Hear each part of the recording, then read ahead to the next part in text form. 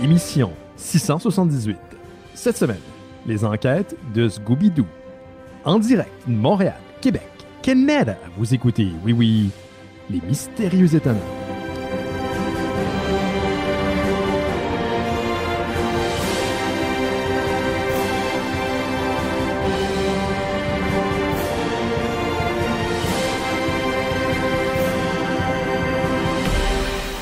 Bonjour à toutes et à tous, vous écoutez Les Mystérieux Étonnants, une émission en balado-diffusion consacrée au BD et à l'ensemble de la culture populaire. OK, il n'y en a pas cette semaine. L'ensemble? Non, tabarnak. J'allais roter si j'ouvrais la bouche. Merci. Ouais, hey, toujours le premier show de quelqu'un, hein? Ça donne le temps. Benoît, merci au micro. Et cette semaine, je suis accompagné d'une équipe dont les membres vous disent bonjour, ho! Le premier est dans les bonnes grâces du Père Noël. Simon Chénier est avec nous. Salut, Simon. Allô. La deuxième va se déguiser en Père Noël cette année pour faire peur à son enfant. Marilyn Brisebois est avec nous. Ça serait le genre de joke que tu fais. Hein. Ah oui, dans sa fenêtre. Et pauvre petit, il y a le salon communique avec sa chambre par un garde-robe. Hein. Il y a un potentiel de blague. Je m'en tiens. Tu y as réfléchi, hein, Marilyn? Je suis sûr que tu y as réfléchi. Le dernier, notre invité cette semaine, la rumeur veut qu'il remplacera Kurt Russell dans le prochain The Christmas Chronicles, le directeur de la programmation du Comic-Con de Montréal, notre ami Cliff Caporale. Salut Cliff! Bonjour Benoît et tous. Hey, oui, c'est vrai, le Kurt Russell, de Père Noël de Kurt Russell, c'est tentant en titi. Parce que tu as déjà le Silver Fox? Oui. Tu as déjà les cheveux? J'ai coupé ma barbe, mais je la laisse pousser. Ça va pousser. C'est ça.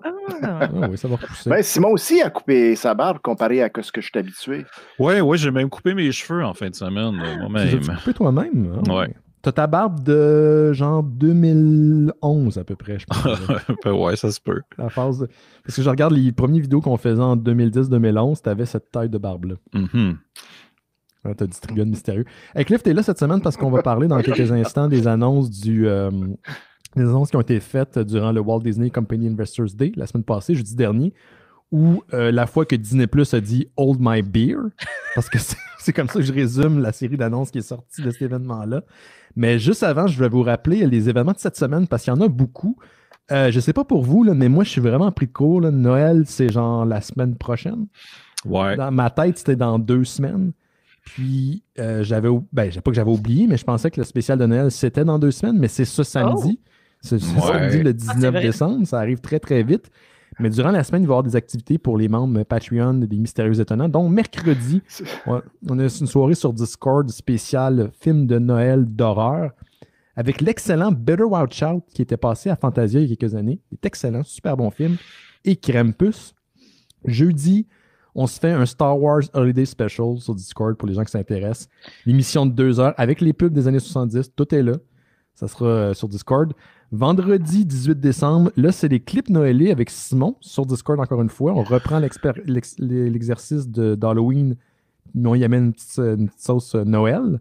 Ouais. Là, tu fais-tu chénier cadeau le lendemain matin en plus? Là ça n'a pas de bon sens. Là, je vais péter aux frettes. Tu peux juste faire des clips noëlés là, parce que là, ça n'a pas rapport. Là, c'est ça.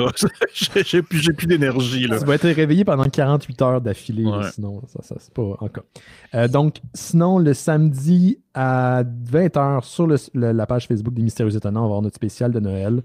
2020, j'ai aucune idée comment ça va virer. Là, on a failli pas être live en ce moment. Là, fait que je sais pas comment ça va être. Mais ça, c'est notre rendez-vous annuel depuis plusieurs années. Donc, l'équipe régulière, des amis, des gens qui gravitent autour du projet. Puis, on va avoir une prestation musicale de notre ami Maxime Gervais en fin d'émission. Ah, cool! Donc, il va plugger 2 tonnes de son nouvel album qui vient de sortir, une nouvelle forme de joie et une pièce musicale de Noël aussi pour compléter la soirée. Donc, merci beaucoup à Max que j'ai invité puis accepté. Alors, je suis bien content de sa présence. Donc, une grosse semaine. Si vous voulez participer aux activités sur Discord, vous allez sur notre Patreon. Le 2$ vous donne accès à tout le matériel que je viens de mentionner, en plus des bifurcations qui sortent à chaque semaine. Donc, le podcast exclusif aux membres Patreon. Et voilà. C'est tout ce que j'avais à dire. Vraiment bien. OK, on commence ça les nouvelles cette semaine avec le Disney Fest. Oui, on a 4 heures parce que c'était 4 heures de matériel. Ouais, c'est assez intense. Mais on va commencer par le commencement. The Walt Disney Company fait un Investors Day à chaque année. Donc, c'est une conférence pour ses investisseurs, pour ses actionnaires. Et durant cette conférence-là, on va faire les annonces des projets à venir dans le court, moyen et long terme. Là, il y a beaucoup de moyen terme et de beaucoup de long terme. Et ça a commencé la journée avec des annonces faites par la présidente de Lucasfilm, Kathleen Kennedy, qui est à la barre de la compagnie depuis le rachat de Disney. Et étonnamment, et ça a donné le ton pour le reste de l'événement, c'est surtout des nouvelles à propos des séries de Star Wars qui vont voir le jour éventuellement sur Disney+. Mais on commence par 2 longs métrages qui ont été confirmés par Kathleen Kennedy. D'ailleurs, n'hésitez pas, messieurs, dames, si vous voulez commenter, m'arrêter, il y a une impression ou whatever, là, vous intervenez parce que je ne veux pas monopoliser le micro pendant 1h30. On a des choses à dire. On a des affaires à dire, j'espère bien. La première nouvelle, Patty Jenkins, la dame derrière, la réalisatrice derrière Wonder Woman, sera derrière un film qui s'appelle Rogue Squadron. Les gens qui sont amateurs de Star Wars savent que Rogue Squadron, c'est une série de jeux, c'est une série de romans, c'est également aussi une série de comic book qui mettent toujours en scène un escadron de X-Wing. Ils travaillent habituellement pour les rebelles. Patty Jenkins, qui est une excellente réalisatrice, son père était pilote d'avion et elle dit que ça fait des années qu'elle veut faire un film mettant en vedette des pilotes, faire le film par excellence de dogfight. Et là, on en a un qui va se passer dans le meilleur univers possible, Star Wars, sorti à Noël 2023. On n'a pas plus de détails sur l'histoire. On peut s'imaginer que comme c'est Rogue Squadron, ça va se dérouler durant la période de la guerre de l'Empire contre les rebelles, mais ça pourrait être n'importe où parce qu'on n'a aucun détail sur le récit. Mais j'ai très hâte, c'est une excellente nouvelle. Il y a quelque chose à rajouter, Cliff? Toi, t'avais quoi là-dedans? Moi, j'avais que si on écoute les commentaires qui ont été dits, que c'est une nouvelle génération qui va être entraînée dans le Rogue Squadron. Et puis, c'est marqué aussi Future Era, alors une ère future. Alors, est-ce que c'est pendant Rebelle ou un petit peu plus après que Luke Skywalker se joint à Rogue Squadron ou crée Rogue Squadron?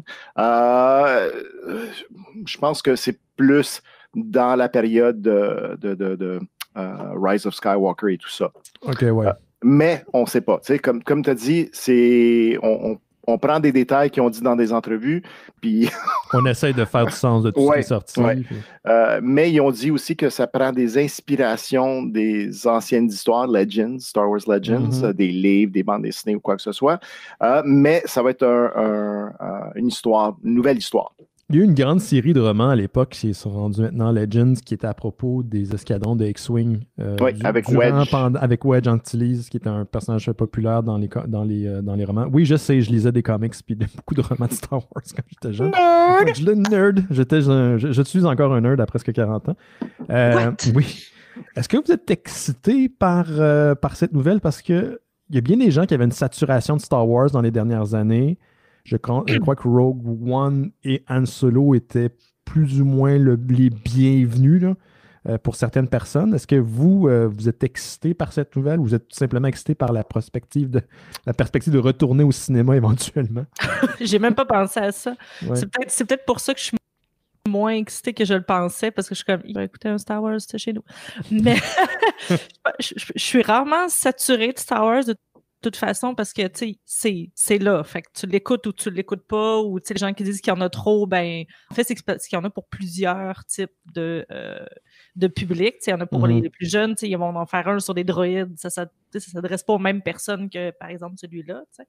Mais je suis quand même excitée parce que, justement, c'est quelque chose qui je pense, s'adresse aux nouvelles personnes, peut-être, nouvelle génération, mais qui vient chercher des racines, encore une fois, et qui nous réagrippe avec des nouvelles histoires, de nouvelles personnes, mais avec les mêmes valeurs, je pense, un peu, puis qui a piqué ma curiosité. J'ai pas l'impression que ça va tomber dans le vide ou que ça va être juste une histoire en parallèle. Je pense que ça peut apporter quelque chose de plus. C'est intéressant, surtout que, tu sais, cette dame-là a fait ses preuves, justement, pour être capable de faire du fan service, mais avoir un scénario assez fort, tu sais, un bon produit. Fait que pourquoi pas? Puis des vaisseaux qui font piou-piou, je suis tout le temps d'accord. Il y a un potentiel de dogfight assez intéressant dans ce film-là, là, de faire des séquences assez époustouflantes dans l'univers de Star Wars. Je suis beaucoup plus intéressé par le film s'il se passe dans une période qu'on n'a pas explorée pour l'instant, ou que ce soit dans le futur, la période de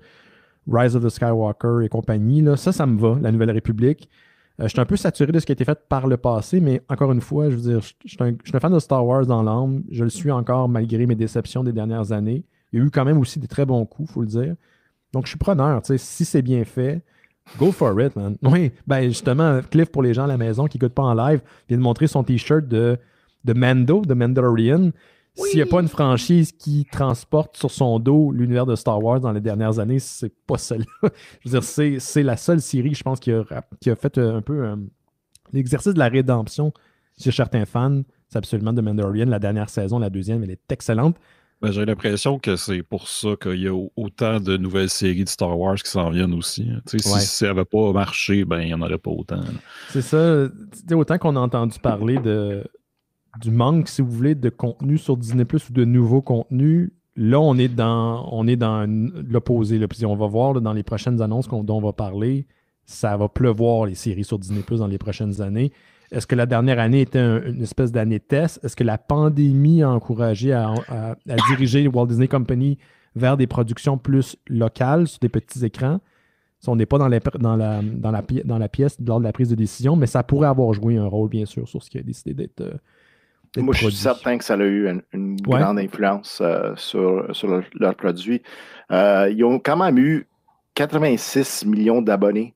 Wow. Alors, c'est pour un service en continu comme ça, c'est un record. Ils s'attendaient à 50 millions peut-être. Ils auraient été contents dans la première année, mais ils ont dépassé ça énormément. Puis les investisseurs sont très contents. Oh oui. Puis aussi, faut se rappeler que le but de l'Investors Day, c'était que les investisseurs, normalement, ils ne font pas ça live comme ça pour tout le monde. Normalement, c'est dans une conférence à Las Vegas ou Los Angeles. Puis on entend après ce qu'il y en a. C'est ça. Mais là, moi, j'avais lu les nouvelles, puis tout à coup, je suis en train d'écouter le streaming, puis je me sentais comme, honnêtement, dans une période des annonces qu'ils font typiquement dans les Comic-Con ou dans les D23, puis que, tu sais, mais tout en même temps, je fondais. Ouais, ben j'ai vu des annonces initialement, puis je me dis, ok, c'est cool. Puis peut-être 20th Century Fox avait parlé aussi d'une série d'Aliens juste avant. Genre, une petite nouvelle du jeudi à laquelle je m'attendais pas. Puis là, à un moment donné, c'est que, oh my God, qu'est-ce qui se passe? C'est en train de déverser. Puis là, je voyais Cliff qui réagissait à plein de trucs sur Facebook. Ok, je vais suivre les petits breadcrumbs que Cliff m'a laissés, là. Puis, oh my fucking God. Ouais. C'était assez incroyable. Je l'avais sur un écran, je cuisinais. Je préparais le souper pour la famille. Puis j'ai brûlé l'ail quand ils ont annoncé Alien. Ouais. On passe à la prochaine. C'est correct? T'avais-tu toujours à rajouter? Quelqu'un avec quelque chose à rajouter? Il y en a tellement là, que je pense que c'est... Ouais. Juste dire que moi, j'ai beaucoup apprécié son vidéo de présentation. Oui, un petit teaser, ouais. C'est rare qu'un réalisateur se met en scène comme ça. Je sais pas, il y a une partie de moi qui trouve ça comme un peu trop, mais en même temps, non, tu sais, elle est super contente de le faire, puis là, elle met le casque, puis là, tout le monde capote, fait que je trouvais ça cool. Non, un petit touch, puis comme on peut rien montrer pour l'instant parce que le projet n'existe pas, c'est une manière aussi de... Ben, il avait fait un peu l'équivalent aussi avec J.J. Abrams dans le temps.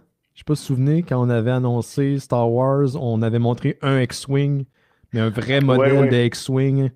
Puis le monde avait commencé à spéculer puis avait étudié les moteurs. C'est quelle période. Mais ouais. En tout cas.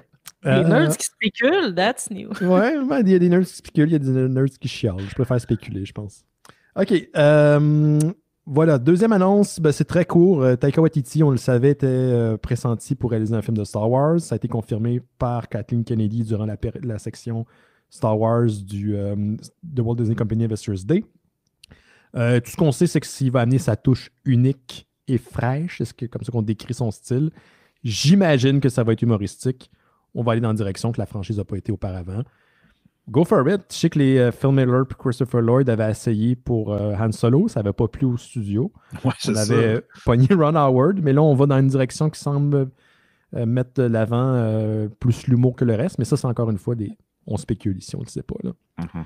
Ben, moi, j'aime bien Taika Waititi, puis écoute, c'est un gars qui vient de l'indie, et il porte une très belle tuque de Turbo Kid dans ses apparitions publiques. On pense à notre ami Yohan et Anouk et François de Roadkill, ben, c'est cool pour eux, je trouve que c'est un gars qui représente de où il vient, c'est vraiment bien fun.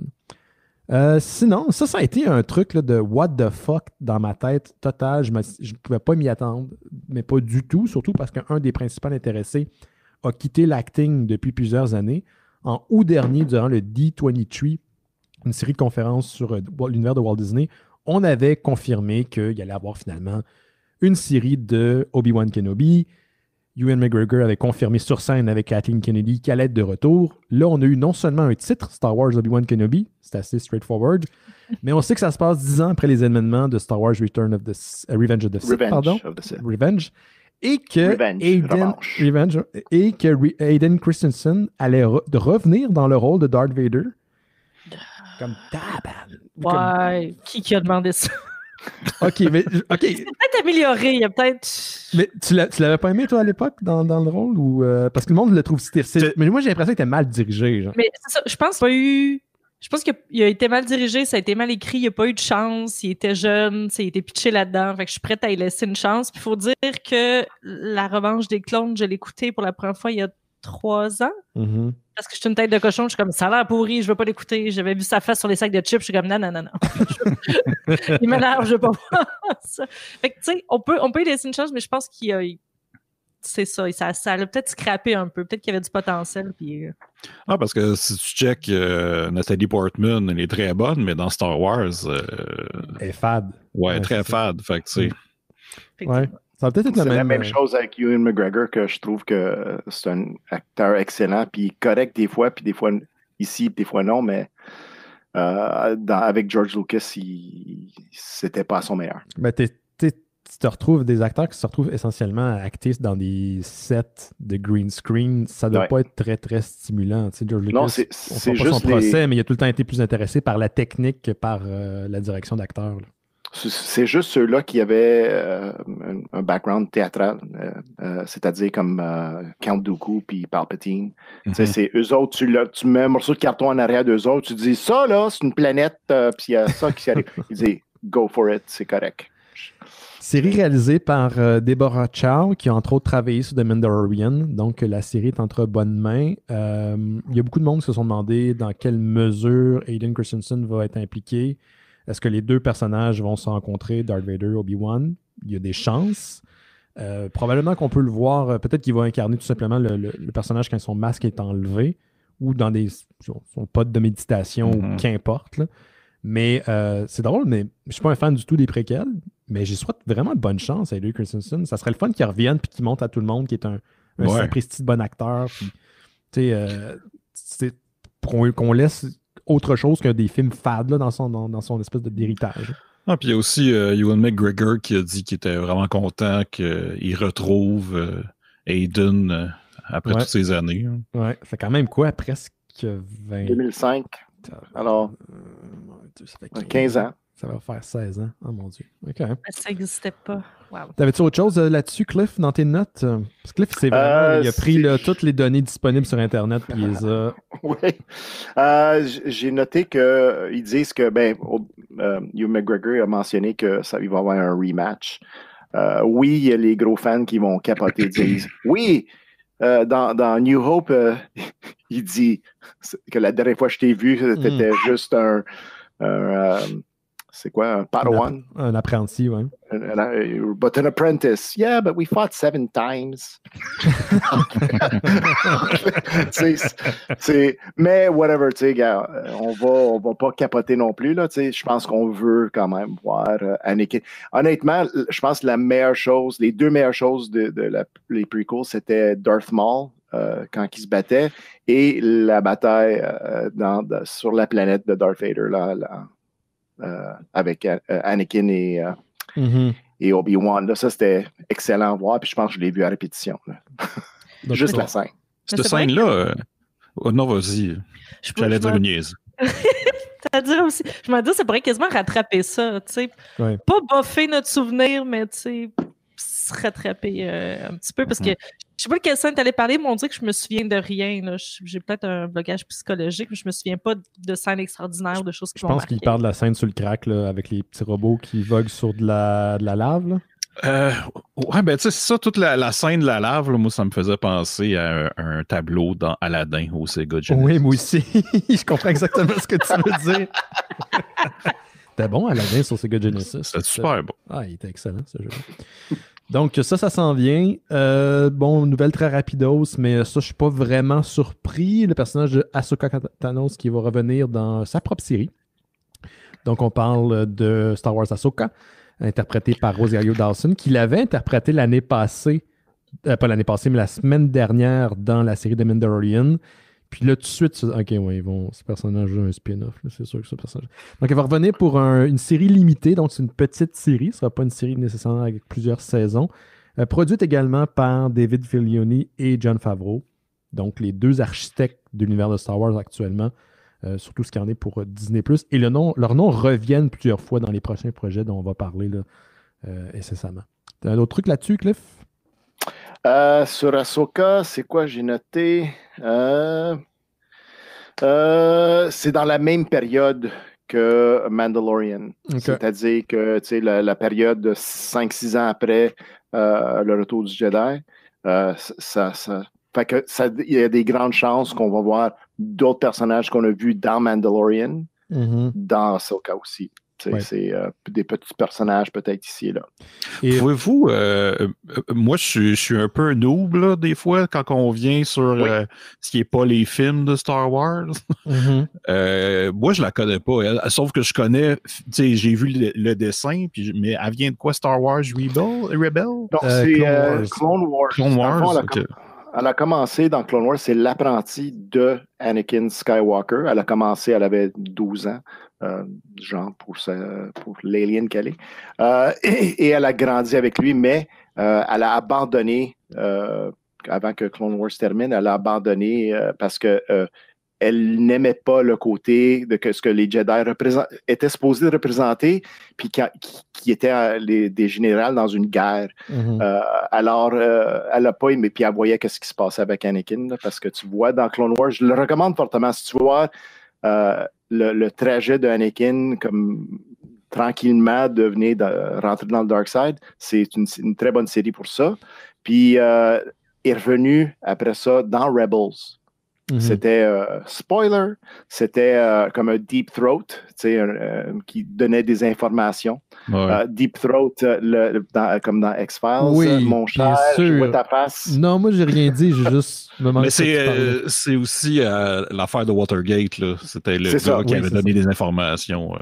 Oui, c'est pas Bonjour Ho, tu sais. Non. Puis, je ne sais pas si tu as écouté l'épisode en question, Cliff, mais j'ai beaucoup aimé la performance de Rosario Dawson. Je jouais une Ahsoka adulte. Moi, j'ai reconnu le personnage. Je trouvais qu'elle l'avait bien. Ouais.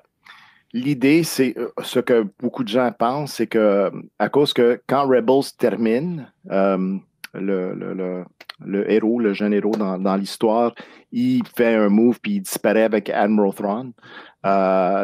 Loin dans l'espace. Alors, l'idée que les gens pensent, c'est qu'elle cherche encore ce personnage-là. J'oublie c'est quoi son nom maintenant? J'ai oublié, mais j'ai pas écouté Rebels encore. Ezra Bridger. Il cherche encore Ezra Bridger. Encore une fois, c'est le bon moment de l'écouter, Clone Wars et Rebels, parce que si tu as Disney+, tu as déjà payé pour. Alors, go! C'est ça, Ezra Bridger, l'idée, les gens pensent qu'il va se retrouver dans l'histoire, ainsi que Admiral Thrawn. Et si, moi, mon fan casting de Admiral Thrawn, c'est le gars qui fait la voix, c'est Lars Mikkelsen. C'est le frère à Mads Mikkelsen. Oh, wow! Il est spooky en tabarnak. Ben, les deux sont très spooky. Hein. Ils sont très... j'ai l'impression qu'ils peuvent te tuer qu'un coup. Là. Ouais. On parle de séries qui se passent un peu dans la même période de temps. Il y a une nouvelle série, d'ailleurs, encore une fois, sur Disney+, qui va se passer dans la même période temporelle de l'univers de Star Wars, donc en même temps que The Mandalorian, en même temps qu'Ahsoka. On parle de Star Wars Rangers of the New Republic. Donc, le titre est assez éloquent. Là. C'est un groupe de militaires, genre de milices qui travaillent pour la Nouvelle République, et ça va se passer dans le cadre de l'univers ou dans la période temporelle, si vous voulez, de The Mandalorian et Ahsoka. Présentation de nouveaux personnages, et ça va culminer dans un nouveau event. On dit en anglais, donc un événement. Moi, ça me fait penser beaucoup à des Defenders. Il y a des fans des Mystérieux Étonnants qui l'ont souligné d'ailleurs sur le Facebook cette semaine. Donc, l'idée, c'est que peut-être qu'en parallèle de The Mandalorian saison 3 ou qu'importe quelle saison, Ahsoka et celle-ci, les personnages vont se rencontrer et ça va finir par culminer dans le même projet. J'ai hâte de voir la forme que ça va faire. Moi, d'explorer cette nouvelle trame, ce nouveau moment dans l'histoire de Star Wars, je suis très pour. C'est d'ailleurs la période que j'aimais bien dans les romans quand j'étais jeune, que je lisais. Les romans qui sont plus valides, si vous voulez, mais c'était une période qui était intéressante, de transition. C'est sûr qu'ils veulent faire des chassés-croisants, surtout s'il y a beaucoup de parallèles en même temps. Puis, Ce qui est le fun, c'est que oui, on a effacé aussi du côté de Disney l'ancien canon lors de l'achat de Lucasfilm il y a une couple d'années, mais en incluant Hayden Christensen, j'ai la misère à dire son nom, en incluant Ahsoka, en incluant des personnages comme ça, on sent qu'ils veulent essayer de faire que tout est que c'est un tout. On veut réaffirmer le fait que c'est un même univers. Puis dans des propriétés intellectuelles comme Star Wars, ça fait partie de leur point fort. C'est quoi le plot du dernier dont tu parlais? Est-ce que ça Rangers se passe... of New Republic? C'est ça, est-ce que ça se passe... Est-ce que c'est du côté de la République? C'est du côté de la République, dont les Rangers, c'est des militaires. Probablement une escouade militaire quelconque qui travaille à la période de la transition entre l'Ancien Empire et la Nouvelle République. Donc, probablement... l'idée Rangers, ça donne l'idée que c'est des gens qui s'en vont un petit peu à l'extérieur de leur base, un petit peu plus loin que le centre où se retrouve la République, et pour comme régler les problèmes là. Alors, c'est possible qu'on voit Cara Dune de Gina Carano et aussi notre Canadien coréen préféré, Paul Sun-Hyung Lee. Oui, qui a le meilleur trip de Star Wars de sa vie en ce moment. C'est un grand fan, puis il capote. Il joue un personnage dans... Tu savais qu'il faisait la 501e? Il faisait partie de la 501e. Quand tu l'interviews, il y a 10 000 cases derrière lui là, dans son salon. Mais ce que je trouve ça intéressant, parce que mon amoureux pointait en fait semaine qu'il n'y a pas beaucoup d'histoires qui se passent des gens de l'Empire. Il y en a un peu, on en a eu avec Finn, des trucs comme ça, mais on ne voit pas souvent ce côté-là. On voit plus les rebelles, on voit plus les gens qui sont en orbite autour, les Ready, mais on voit moins ce qui se passe à l'intérieur de la machine de l'Empire. C'est comme tricky, c'est comme difficile à faire en sorte que l'audience se rattache aux objectifs, aux préoccupations, ou s'attache tout simplement aux personnages s'ils sont méchants. Et en donnant le côté de l'Empire, ben tu... T'ouvres des portes à... Ouais. Mais peut-être, mais tu sais, il y a moyen de montrer plusieurs niveaux, parce que tu sais, oui, Star Wars, c'est beaucoup de noir, blanc, les méchants, la force, les gentils, mais tu sais, il commence à avoir plus de zones de gris, des trucs comme ça. Je trouve ça quand même intéressant. Ça me fait tout le temps penser à dans la scène dans Clerks, quand il parle qu'il y a des gens qui travaillaient sur le Death Star puis qui ont été tués, puis c'était juste des travailleurs, puis comme oui, mais s'ils travaillaient, ils savaient, c'était l'Empire, ils travaillent pour les méchants, c'est pas grave s'ils sont morts. Tu sais, fait qu'il y a comme une nuance puis un peu de... Mais t'as-tu écouté la Mandalorian la semaine passée ou vendredi passé? Oui, mais Marilyn, as-tu écouté? Je sais pas encore écouté. Je sais que c'est parce qu'on lui dit qu'il faut qu'elle l'écoute pas. Mais moi, je l'écoute. C'est une tête de cochon, mon gars. Parce que, gars, que ce que tu parles présentement, il touche dans l'épisode comme tel. Mais c'est un beau moment pour faire un segue. Vas-y, Cliff. Parce qu'on parle parler du côté des gentils, là, on prend ce côté-là, mais il y a une autre série qui s'appelle The Acolyte, qui va examiner les derniers jours de High Republic. Qui est un concept qui va commencer en janvier, là, pour les gens qui ne savent pas c'est quoi. Peut-être l'expliquer, Cliff. T'es-tu familier avec l'idée de High Republic, c'est quoi? Oui, j'oublie c'est quoi le timeline, mais tu sais, on va dire 400 ans avant mais ça, c'est le début. Ça, c'est le début de High Republic. Le High Republic termine plus ou moins quand Palpatine commence à contrôler, être au pouvoir. Alors, c'est une grande période, mais les rumeurs disent que ça va focusser sur le master de Palpatine quand il est jeune. Alors, on ne sait pas c'est quel âge qu'il peut avoir. Ça, c'est Darth Plagueis. Il l'a mentionné dans Revenge of the Sith. Celui qui lui a appris comment vivre longtemps. Je pense que je suis gelé. Non, c'est correct. Ça arrive des fois, Cliff, c'est très 20-20, on t'entend.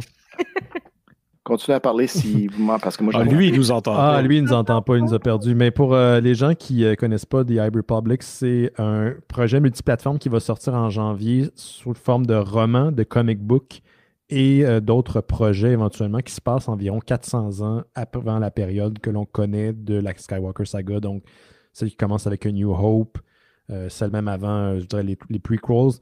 Donc, c'est l'idée de montrer les Jedi à une époque où est-ce qu'ils sont à leur meilleur. Et c'est un projet multiplateforme, donc il va y avoir des romans, il va y avoir des comic books. Et là, The Acolyte, c'est un des ennemis que les Jedi rencontrent dans cette période-là. C'est très intéressant au niveau des designs. Ils ont beaucoup travaillé au niveau du style, les armes sont modifiées. Il y a comme un côté très presque fantaisiste, la manière qu'on va réinterpréter les costumes de l'époque. C'est vraiment intéressant. Il va y avoir des romans jeunesse, des romans plus pour les adultes, puis vraiment des trucs pour les enfants aussi. Là. C'est une initiative de Lucasfilm parmi plein d'autres là, qui s'en viennent. Sinon, rapidement, pendant qu'on attend le retour de notre ami Cliff Caporale, une série qui s'appelle tout simplement Lando, qui est développée par Justin Simien, qui est créateur de la série Dear White People. On ne sait pas plus de choses sur la série. On ne sait pas si c'est Donald Glover qui va jouer dedans, si c'est, le nom m'échappe, Lando, voyons, Colin. Billy Dee Williams, voilà. Ouais. Ou est-ce que c'est les deux? Est-ce qu'on va voir un Billy Dee Williams qui se souvient de l'époque quand il était plus jeune, maintenant interprété après par Donald Glover. Ils n'ont pas mis beaucoup de détails là-dessus. Tout ce qu'on sait, c'est que ça s'en vient et que ce sera sur Disney+, éventuellement.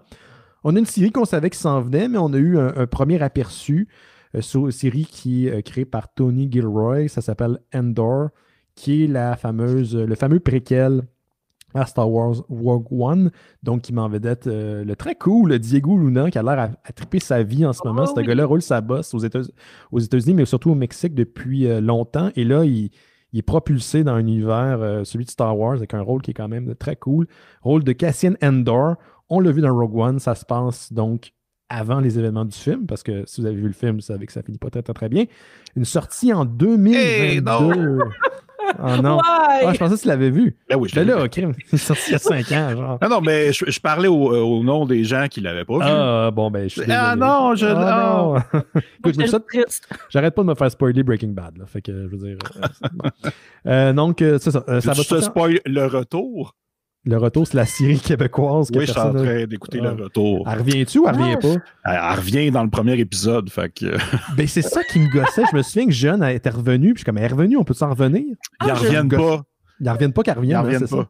Oh, c'est la petite fille qui a disparu, c'est ça? Non, c'est la mère qui a abandonné ses enfants. Je me mélange entre les séries québécoises. Cliff, t'es de retour, Cliff. Tu nous entends-tu? I am back. Là, je vous entends. Okay. J'ai fait un gros reboot. Qu'est-ce qui s'est passé? Je sais pas. 2020, man. Ouais, c'est 2020. T'inquiète pas, Cliff, il y a un grand reset qui s'en vient là, pour tout ça. On a parlé de Lando, fait que tu peux l'enlever de ta liste. On a parlé de Lando, on a parlé Le retour de Andor. On a parlé de la série Le Retour. T'as-tu déjà vu Le Retour, Cliff? Le Retour? Il y a un reboot qu'ils vont faire sur Disney+.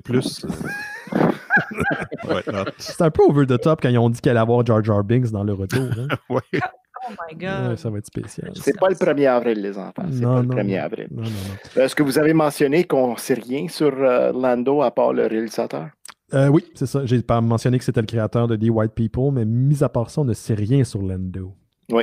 Je voulais mentionner que The Acolyte, c'est réalisé par Leslie Headland, qui est la réalisatrice ou créatrice de Russian Doll. Yep. Vous l'avez mentionné? Ça, c'est bon, ça. Ça, c'est en 2019, la bonne année. Là. C'était ma deuxième série préférée. C'était ma série préférée jusqu'à novembre-décembre, avant que Watchmen arrive à nos télés. Russian Doll, je le trouve tellement tellement bon. Je le recommande si vous ne l'avez pas vu encore. On parle pas des poupées russes, là. Mais ça a leur rapport. OK. Pas la même émission, pas la même vibe. Série animée de Bad Batch, qui est basée sur des personnages qu'on a vus dans la série animée de Clone Wars. Donc, maintenant, ça se passe à l'époque de l'Empire. C'est un groupe de clones qui a mal viré, si je peux dire. Et chacune, ils ont des personnalités extrêmement distinctes. Et là, on reprend ces personnages-là pour on les met dans le cadre d'une série animée, mais qui se passe au début de l'Empire. C'est essentiellement ça. Truc à rajouter, Cliff? Oui, il y a comme un genre de prequel dans la dernière saison qu'ils ont faite de Clone Wars. La 7e, oui, c'est ça, qui est sortie il y a quelques mois. Ouais. Star Wars... Les gens, ils l'ont moyennement reçu, ils n'ont pas adoré, mais on va quand même l'écouter parce qu'on aime tout. Ben, puis de toute façon, écoute, à un moment donné, on a fait le tour de Netflix. Hein? Star Wars Visions, c'est une série de courts-métrages d'animation provenant de 10 créateurs différents. Des grands studios japonais, entre autres choses. Donc, ça va être différent. Comme on le dit, là, pensez à un Kino Cabaret, mais version Star Wars, animé par des studios japonais. Voilà, c'est tout ce qu'on en sait. Moi, j'adore ce concept-là. Je suis un gros fan de Fantasia. Le festival ainsi que les 2 films qu'ils ont fait, c'est comme donner la chance à des créateurs différents, de donner un angle différent, une animation différente, musique et tout. Je suis excité pour ça. Un autre projet, Star Wars Droid Story, qui met en vedette R2D2 et C3PO. Là, ce qui est drôle, la manière qu'on le décrit, c'est pas une émission qui sera, sur Disney+, bien sûr, excusez-moi, mais c'est pas une émission qui va être de la même veine que de Bad Batch, dans le sens où on va unir, c'est un projet commun de Lucasfilm Animation et Industrial Light and Magic. Donc, ils vont collaborer là-dessus. Et on dit que c'est une espèce de mi-chemin entre les deux intérêts des compagnies. Il y en a une, c'est l'animation, l'autre, c'est les effets spéciaux. Donc, je ne sais pas c'est quoi. Tout ce qu'on sait, c'est que R2D2 et C3PO vont guider un nouveau personnage et ils seront là. C'est tout. C'était ça le nom du cartoon avec eux? C'était Droids dans le temps. Droids dans le temps. OK. Ouais, avec de l'animation dégueulasse. C'était vraiment spécial. Avec la musique, tu sais, c'est qui faisait la musique d'intro de Droids? Ennio Morricone. Non, c'est vrai? Non. C'est Stuart Copeland, le batteur de The Police. Oh! Oui. Eh ben, ça a l'air que c'est il faisait beaucoup de trames sonores. Il paraît que c'est du même créateur que la série Le Retour aussi. Hein? Je ne sais pas si c'est vrai. Ça. Oui. Okay. Très keb. Ouais. Je ne sais pas leur nom. Là. Je le vois dans toutes les génériques et je l'oublie tout le temps. Fait. On savait que ça s'en venait, mais là, c'est confirmé. Willow aura une suite. On parle bien de la suite du film de 88 de Ron Howard. Et Warwick Davis sera de retour. Le tournage débute en mars pour une sortie en 2022. Donc, c'est à l'époque, on va être rendu à peu près notre 30e vague, là, mais on va être là-dedans. C'est ça. Fait que c'est ça. Est-ce qu'ils ont dit où que ça tourne ou qu'ils vont tourner Willow? Je crois que c'est à Londres. En tout cas, je sais qu'Endor, c'est à Londres. Endor, le tournage a commencé il y a 3 semaines. Oui. J'ai vu les entrevues. Ils font pas ça dans Redwood? Je pense que oui, les gros studios. Mais ils ne l'ont pas dit pour Willow. Je ne fais que spéculer. Là. Est-ce que tu avais des trucs sur l'univers de Star Wars, Cliff? Parce que sinon, on va passer à Marvel dans pas long. Ça va être plus court parce qu'il y a moins de détails concernant Marvel. Non, c'est quoi? C'est Andor. Est-ce que c'est un thriller, un spy thriller? Ça a l'air d'être un spy thriller, contre-espionnage. Ouais, c'est cool. OK. Non, let's move on! Bon, on reste dans la même compagnie parce que c'est un gros conglomérat, là, Disney maintenant. Kevin Feige, je pense que c'est ça son nom. Hein? C'est comme ça qu'on fait. Ça se prononce Feige. Non, il ne faut jamais que tu nous dises comment ça se prononce. Ça fait 10 ans qu'on fait cette blague-là. Okay. J'ai déjà oublié comment on dit le nom de Kevin. Feige. Merci. C'est comme beige. Il est monté sur scène virtuellement pour faire les annonces concernant Marvel. Donc, si vous pensiez que vous n'aviez vous étiez assez gavé avec Star Wars, vous êtes devenu une noix geek qui a été gavée pour le reste de la soirée par des annonces qui se sont succédées assez rapidement. On a eu le premier aperçu vidéo de The Falcon and the Winter Soldier mettant en vedette Anthony Mackie et Sebastian Stan, qui va sortir le 19 mars sur Disney+. Donc, dans pas long, parce que le mois de mars, c'était hier, mais il est devant aussi dans pas long. Ouais. Le temps est vraiment fucked up en 2020. Donc, êtes-vous excité? Moi, je sais pas si vous avez vu l'extrait vidéo. Oui. Qu'est-ce que t'en as pensé, Simon? Moi, j'étais intrigué. Mais c'est pas celui qui me parle le plus dans ce qu'on a vu. Mais je me demande où est-ce que ça va aller, surtout avec US Agent qui est supposé être là. John Walker. Le retour de Baron Zemo. Oui. Fait que tu sais, il y a bien des trucs que je suis curieux de où est-ce que ça va aller. Parce que tu te dis, OK, il a redonné le bouclier à la fin de Endgame, excusez, spoiler. Mais sauf qu'il n'est pas Captain America automatiquement, là, clairement. Non. Fait que là, qu'est-ce qui va arriver? J'en ai aucune idée, mais je suis vraiment curieux, j'ai hâte de voir. Là. Je pense que la balance fait allusion au fait que Anthony Mackie de Falcon n'est pas à l'aise de porter le titre de Captain America, de prendre la responsabilité du bouclier, puis peut-être qu'ultimement, à la fin de la série, ça va revenir au personnage de Bucky. Je sais pas, il pourrait avoir cette possibilité-là. Peut-être ça va être justement une série pour que lui, il passe du fait qu'il doute jusqu'au temps qu'il se rend compte qu'il le mérite. Qu'il assume qu'il le mérite, ouais. Donc, ça sort le 19 mars. Ça a l'air vraiment cool. Il y a un gros potentiel de body cop movie. Puis à date, de tout ce qu'on a vu des extraits, là, autant de Falcon and the Winter Soldier, le prochain qu'on va parler par la suite, Loki, ça a l'air de la production filmique. Là. Il n'y a rien qui, en ce moment, te donne l'impression d'une petite série télévisée. On est au même niveau que les films à grand déploiement sur grand écran. Il n'y aura pas de scène de corridor comme dans les productions Netflix. Ou peut-être qu'il y en aura une, ça sera un hommage. Pas que c'est pas bon, mais je veux dire, à un moment donné... Mais c'est parce qu'à un moment donné, quand tu as fait les scènes de corridor dans le retour, tu as tout vu. Ben, c'est ça. Quand Angèle Coutu donne des claques là, à Guinadon, là, dans le corridor. Spoilers. Cliff, t'avais-tu quelque chose sur The Falcon and the Winter Soldier? Que c'est celui-là que c'est cool, puis je vais l'écouter. Cet épisode, c'est pas grand-chose, mais c'est comme tout le monde dit, c'est celle-là que je suis le moins excité. Mais ça ne veut pas dire que je ne suis pas excité. C'est juste que les autres me donnent des frissons. Ouais. La prochaine. C'est une courbe pour nous amener vers le... Ouais. Pardon, la prochaine, c'est une série mettant en vedette Tom Hiddleston, on le savait, c'est Loki. Donc, le Loki qui a survécu à la fin de Endgame. Oui, Marilyn, c'est un très... Je t'ai vu ton petit main. Donc, sorti en mai 2020... T'as eu chaud? Sorti en mai 2021. Donc, c'est dans pas long, ça, quand même. Vous allez voir, ça va être demain. Après Noël, c'est demain. C'est demain quand on va avoir 10 ans de plus. C'est un peu weird. Mais comment tu trouves ça? Est-ce que tu as des détails là-dessus, Cliff? Parce que moi, j'ai rien. Le seul truc qui a accroché mon attention durant la bande-annonce, c'est que d'un, ça a l'air complètement éclaté. Et de deux, on semble voir une Black Widow de dos et de loin.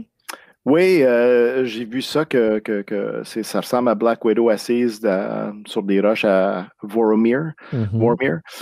Mais il y a d'autres personnes qui disent que c'est peut-être l'introduction de Lady Loki. Oh! Alors, c'est une grande possibilité. Ça ferait pas de sens. Oui.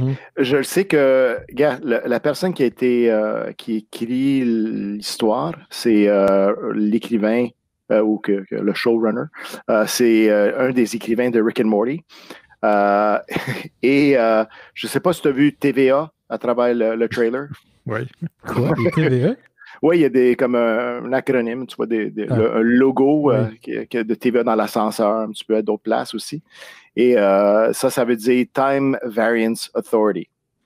C'est quelque chose qui existe dans le monde de Marvel. Et dans le fond, le personnage de Owen Wilson, j'oublie c'est quoi le nom du personnage, mais lui, c'est le directeur de The Time Variance Authority. Ça a l'air que ça va être vraiment... Il va comme... passer à travers le temps, mais si ça influence le reste des séries, on va voir. Ça me fait penser beaucoup à Quantum Leap version Marvel. J'ai l'impression que ça sera... Surtout quand il y a une séquence dans la bande-annonce où on voit Loki ou Tom Hiddleston incarner un D.B. Cooper, le fameux terroriste qui a détourné un avion qui a sauté en parachute là, au-dessus des États-Unis, puis on n'a jamais retrouvé son corps, on ne sait pas ce qui est arrivé, on ne sait pas s'il a survécu.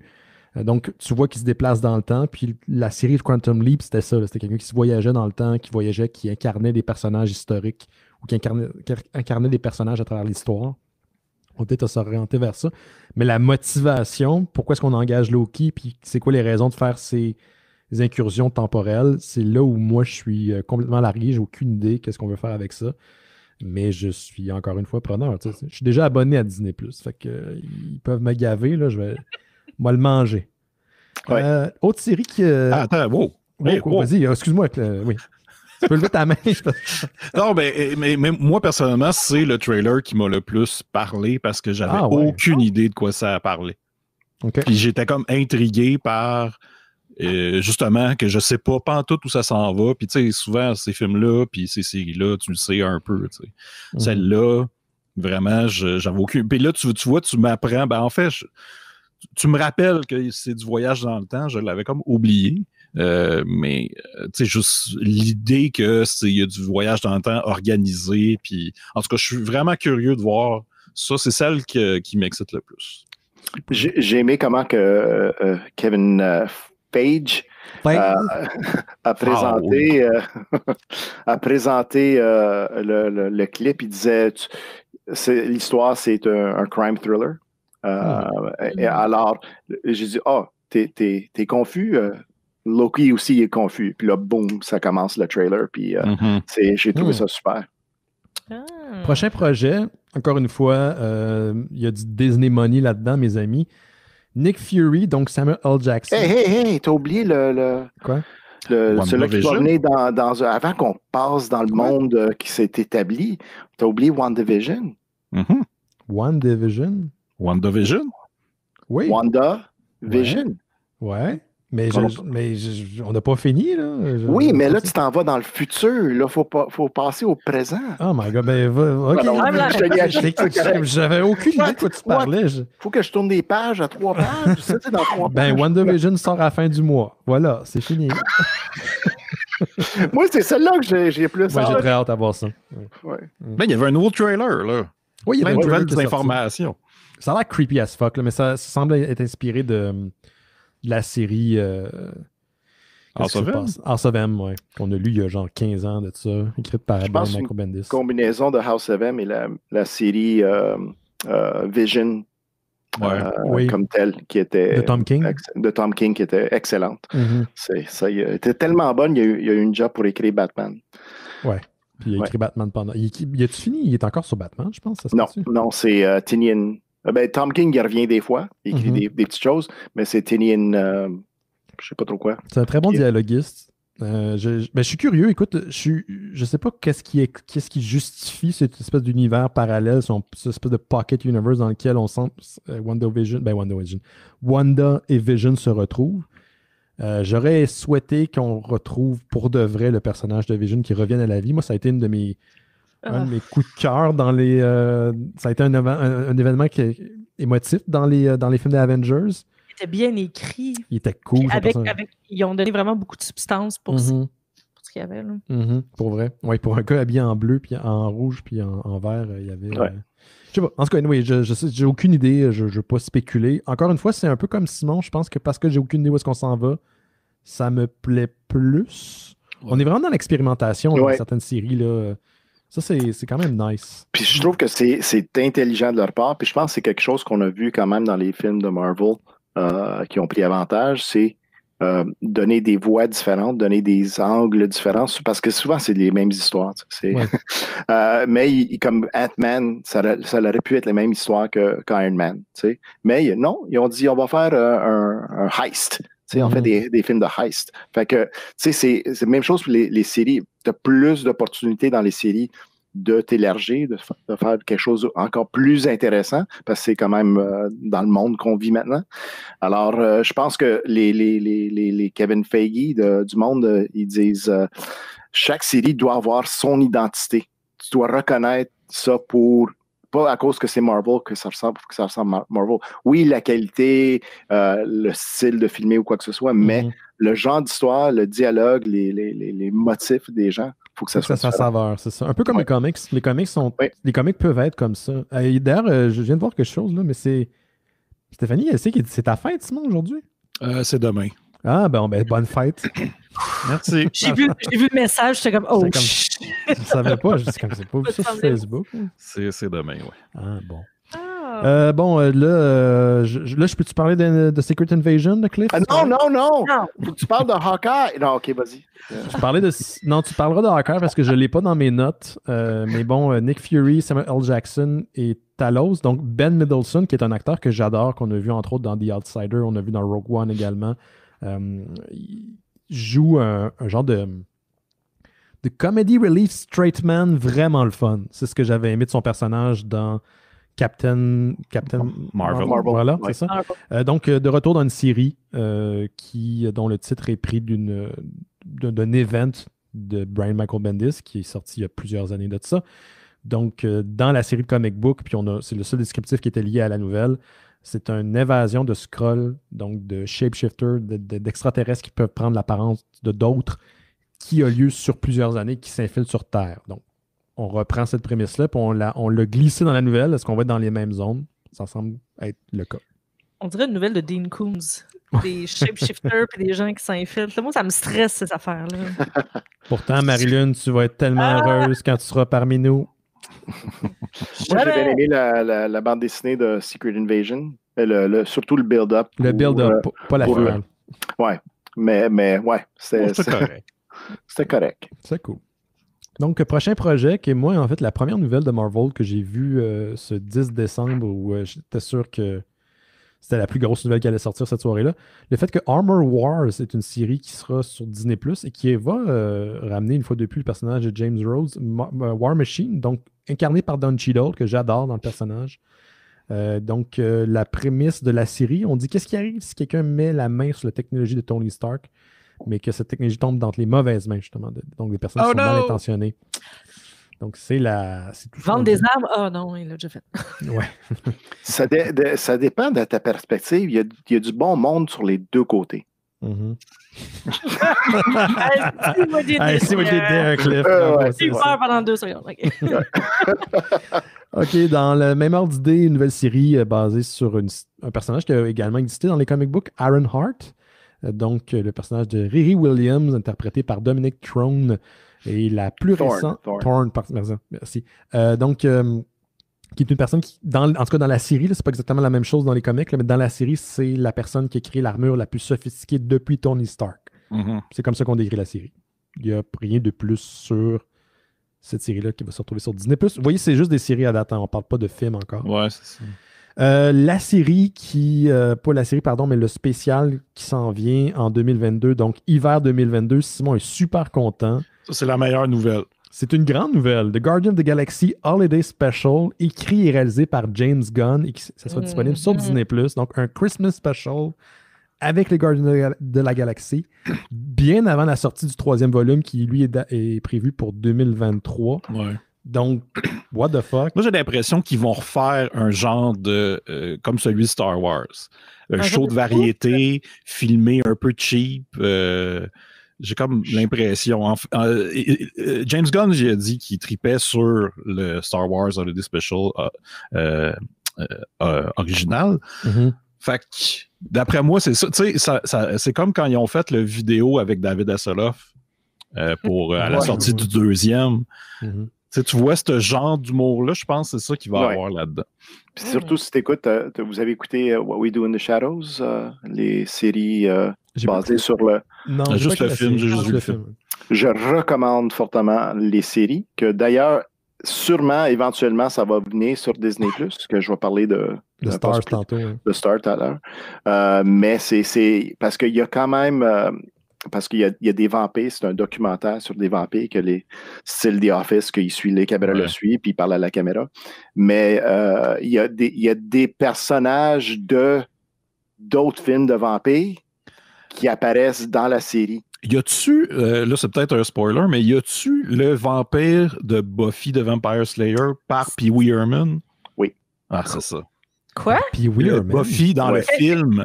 Attends, quel vampire? Le film de Buffy the Vampire Slayer. Ah, ok, ouais. Un des vampires, si c'est pas le principal, il me semble que c'est Pee Wee Herman. Puis il est dans la série. Oui, il y a un caméo, genre. Un caméo, mais c'est vraiment cool. C'est plus que ça, il y en a plus. Ouais, c'est ça. Aussi, les personnages du film apparaissent dans la série, mais c'est comme guest spot, là, incluant Taika Waititi et Jeremy, c'est quoi son nom? Donc, ça se passe dans le même univers. Ça se passe dans le même univers. C'est excellent. Puis je pense qu'à cause de...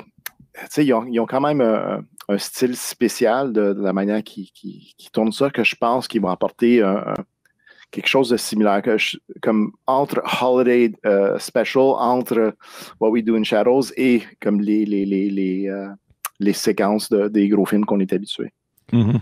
Prochain projet, Ant-Man and the Wasp, Quantumania.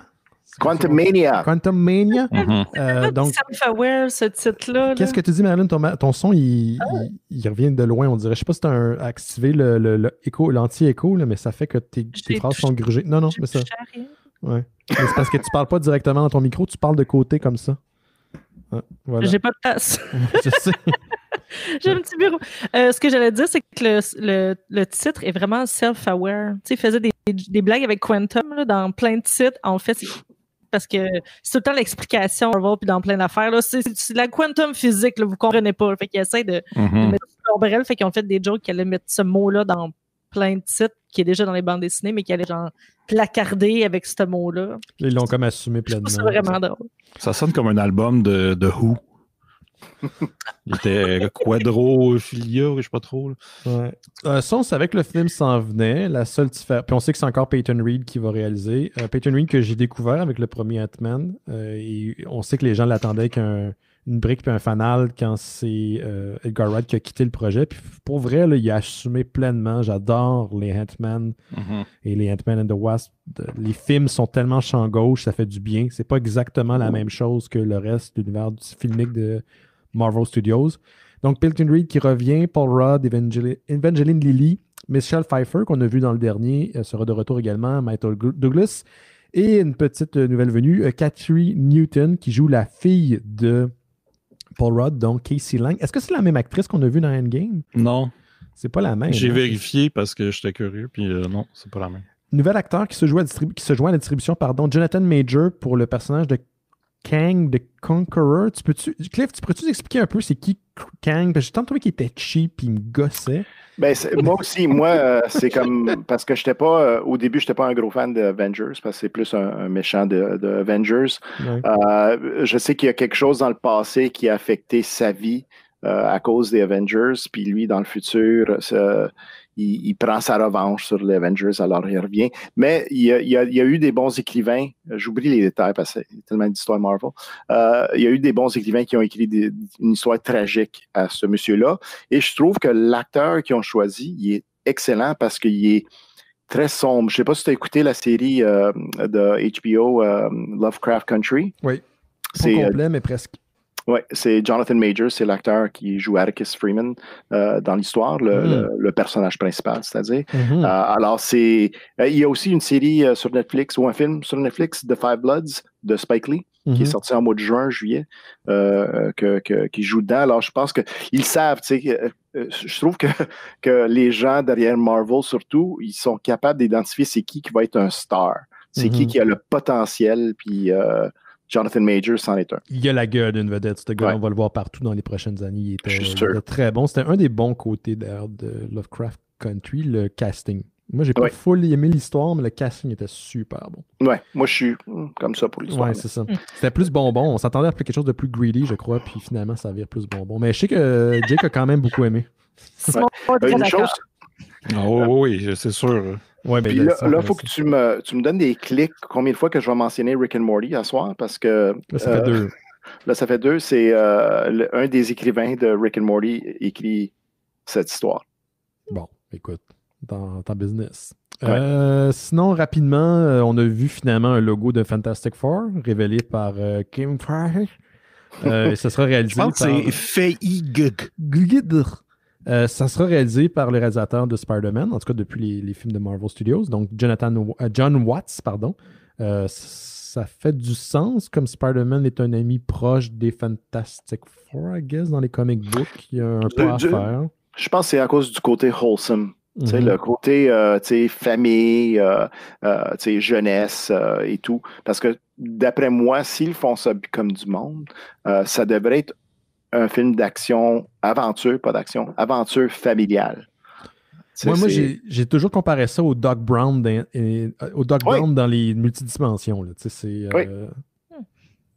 Ça me fait penser à ça. Mais écoute, on n'a pas plus de détails, on ne sait même pas quand ça va sortir. Aucune annonce concernant les X-Men. Je sais qu'ils gardent sûrement ça. Ben, j'imagine qu'ils gardent ça pour plus tard. Mais ça, les gens sont aussi très curieux. Mais gars, comme grand fan de X-Men, moi, je suis content qu'ils n'ont rien annoncé. À cause qu'il y avait déjà beaucoup. Ben, c'est énorme, là. Regarde, ça fait une heure qu'on parle. Puis, alors, je suis content qu'ils prennent leur temps là-dessus. Donne-nous un petit peu de temps entre les derniers X-Men, New Mutants. Je vais le prendre parce que moi, j'ai des idées comment ils devraient le faire, mais... C'est vrai à dire. Tout le monde parle des années 60, hein, avec les Fantastic Four aussi. Oui.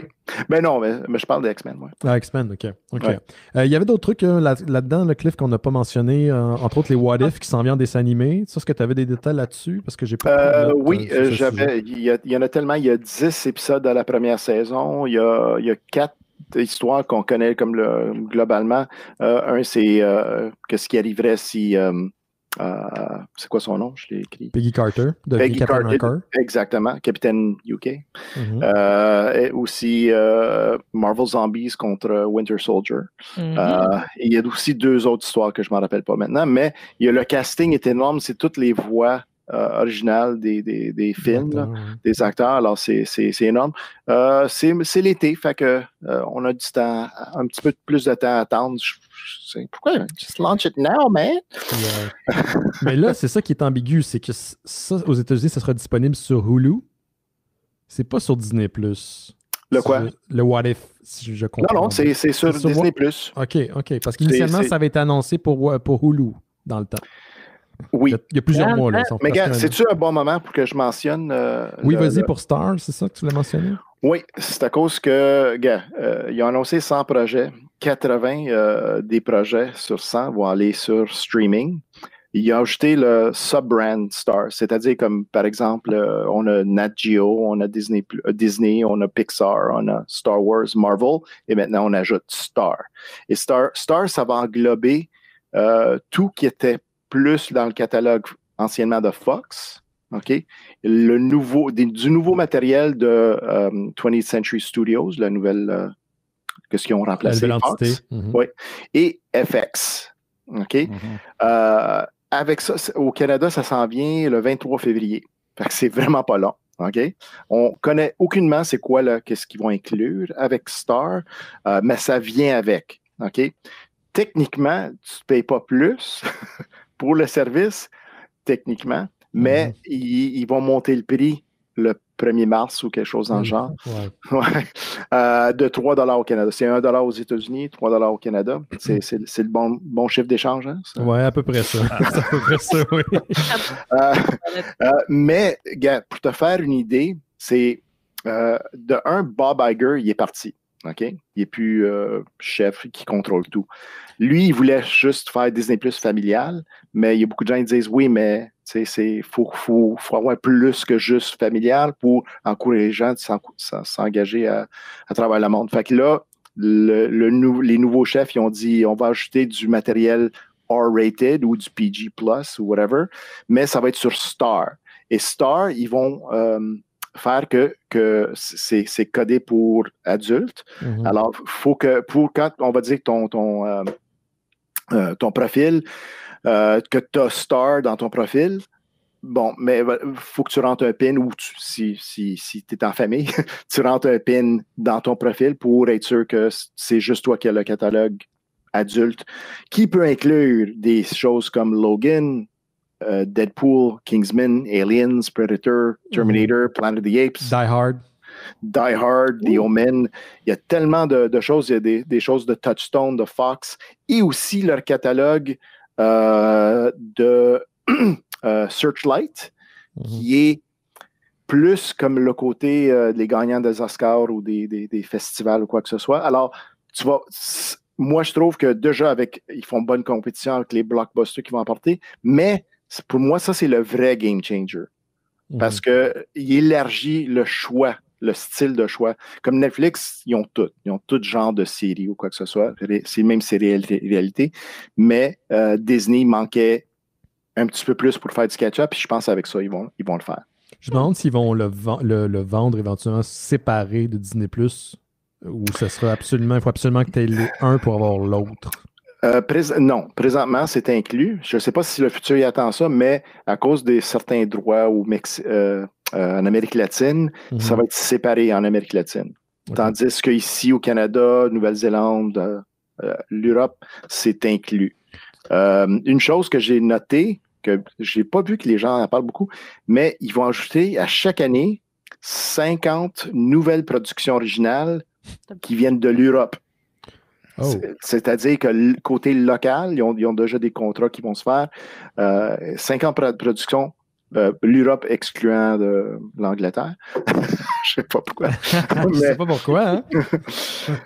Mais c'est qui est énorme quand même, que ça va donner que parce que il y a beaucoup de gens qui vont se plaindre, Disney, c'est juste des explosions, de l'animation, des affaires pour famille. Non, ils vont ajouter des affaires assez intéressantes. Mm-hmm.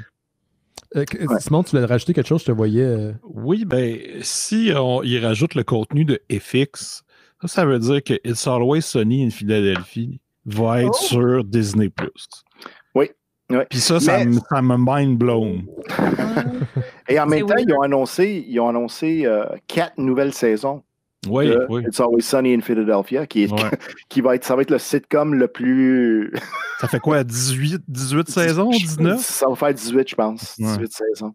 Je prends-tu l'avantage de mentionner d'autres séries? Parce que, gars, il y a des contrats au Canada sur des postes comme FX Canada ou quoi que ce soit. Fait que je pense que certaines choses vont rester sur FX, mais le catalogue va aller sur Disney+. Mais comme des séries qui n'ont pas de contrat nécessairement encore, comme Why the Last Man, que je suis très excité. C'est possible que ça arrive sur Disney+ au lieu que le câble normal. Dans ce FX, il y a aussi Alien qui va sortir. Puis on apprenait la sortie d'une série l'année prochaine, éventuellement, il en parlait. Oui, ben c'est ça, je voulais dire. Une série par Noah Hawley, qui est le showrunner de Legion et Fargo. 2 bonnes séries. 2 très bonnes séries. Je vous passe la parole, je m'excuse. Moi, j'ai juste... Je sais pas si on avait fini de parler de Marvel, j'avais juste 2 petites affaires à rajouter par rapport à ça. Un truc à rajouter peut-être par rapport à Marvel, puis après, c'est bon? Ouais, okay. J'ai plein d'autres choses à ajouter à Marvel. OK, bon, ben, vas-y donc tout de suite, Marilyn, ça va être fait. Je voulais juste dire qu'ils ont annoncé que Peter Parker et Star-Lord allaient être bisexuels. Ah ouais? Quand ça? Ils ont annoncé ça cette semaine que dans les prochains... Il n'est pas question, tabarnak, qu'on touche à mon Spider-Man. Hein? Moi, ça m'affecte énormément en tant que gars normal, blanc, cis, whatever. Là. Hein? Parce qu'il y a une chose dans la vie, c'est bien ça. On touche pas à mon Spider-Man, OK? Le reste, c'est tout weird. Ma réalité, mes affaires, mes bonbons, mes cartoons. Metallica. Qui pense vraiment que Peter Parker est hétéro? En tout cas... Ouais, la réponse est, on s'en calisse. Et Chris Pratt va être vraiment, vraiment en tabarnak. Mais voilà, donc plus de représentation pour. Je sais pas à quel point Chris Pratt va être en tabarnak. Là, il fait son procès parce qu'il est Christian, là, mais il peut très bien être down avec ça. Là. Il fait partie d'une église qui est ouvertement contre LGBT. Oui. Ah ouais, ok. Je savais qu'il était chrétien assumé, mais je savais pas qu'il était. Il y a des chrétiens très ouverts, mais lui, son église sont très, très, très fermés à ça. Fait on va voir. Donc, c'était ma bonne nouvelle, y avoir plus de représentation. Mais ça, c'est pas dans les comics, c'est dans les films. Oui, mais je pense que c'est des rumeurs. Je m'excuse, I don't want to blow your bubble. mais parce que c'est des rumeurs depuis 2015 qui disent ça. Arrête de lire de Mary Sue, là, Marilyn. Là. C'est pas tout. Il y a des gens qui sont sortis. C'est de la propagande féministe. Benoît Mercier dit que...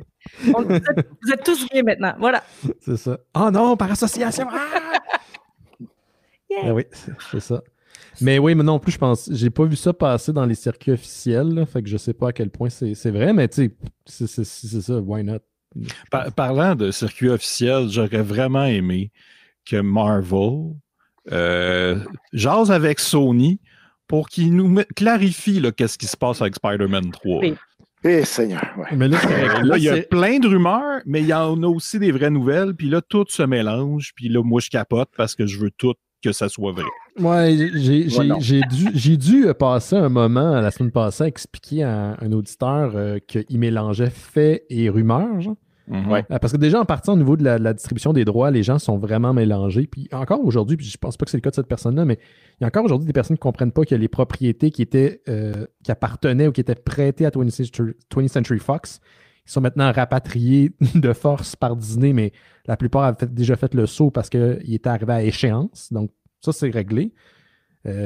X-Men était une des dernières. Là, ils les ont racheté, fait qu'il n'y en a pas de problème. Mais Sony est la seule où, à ma connaissance, le clip, peut-être tu vas me corriger, là, qui appartient encore à une autre entreprise ou qui est prêté à une autre entreprise, donc Sony. En ce moment, ils font bonne figure, Marvel Studios puis Sony. Mais c'est sûr que Marvel, s'ils pouvaient, ils ramèneraient Spider-Man de leur bord parce qu'il n'y aurait pas besoin de composer avec une production. Avec Venom puis Morbius. Venom puis Morbius que nobody gives a fuck about. Hey, c'est pas vrai ça.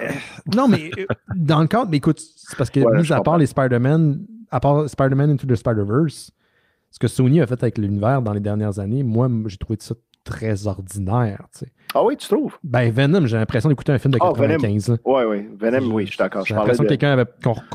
J'entendais le producteur dire voici, on va faire ça là et là. Tu sais. J'ai essayé, mais j'ai vraiment pas aimé ce long-métrage.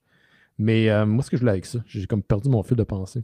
Bon, on parlait des rumeurs et des vraies nouvelles. Oui, c'est ça. Par rapport à Spider-Man 3. Qu'est-ce qui est confirmé pour l'instant, c'est que Jamie Foxx sera présent. On a le Alfred Molina. Alfred Molina qui jouait Dr. Octopus dans le temps va être de retour. Là où les rumeurs embarquent, puis c'est pas confirmé, on parle d'un retour de Tobey Maguire et Andrew Garfield.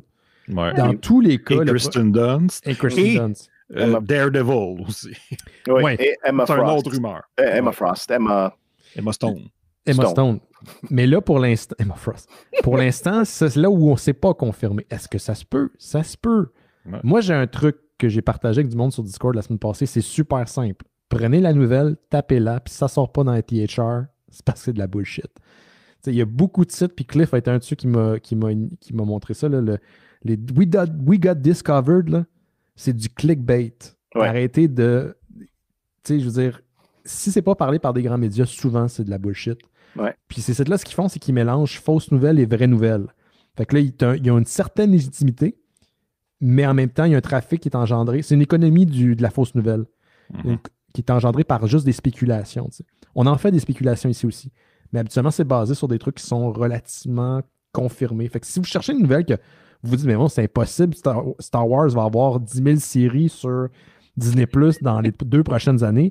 Tapez-le dans Google, puis si THR, ça sort pas, puis d'autres grands sites, c'est peut-être pas vrai. Ouais. Heureusement pour nous, là, ça a été confirmé dans le code. Pas à cause qu'ils ont écrit confirmé dans le titre que c'est confirmé, tu sais, mais confirmé de qui? C'est un gars qui travaille dans la production.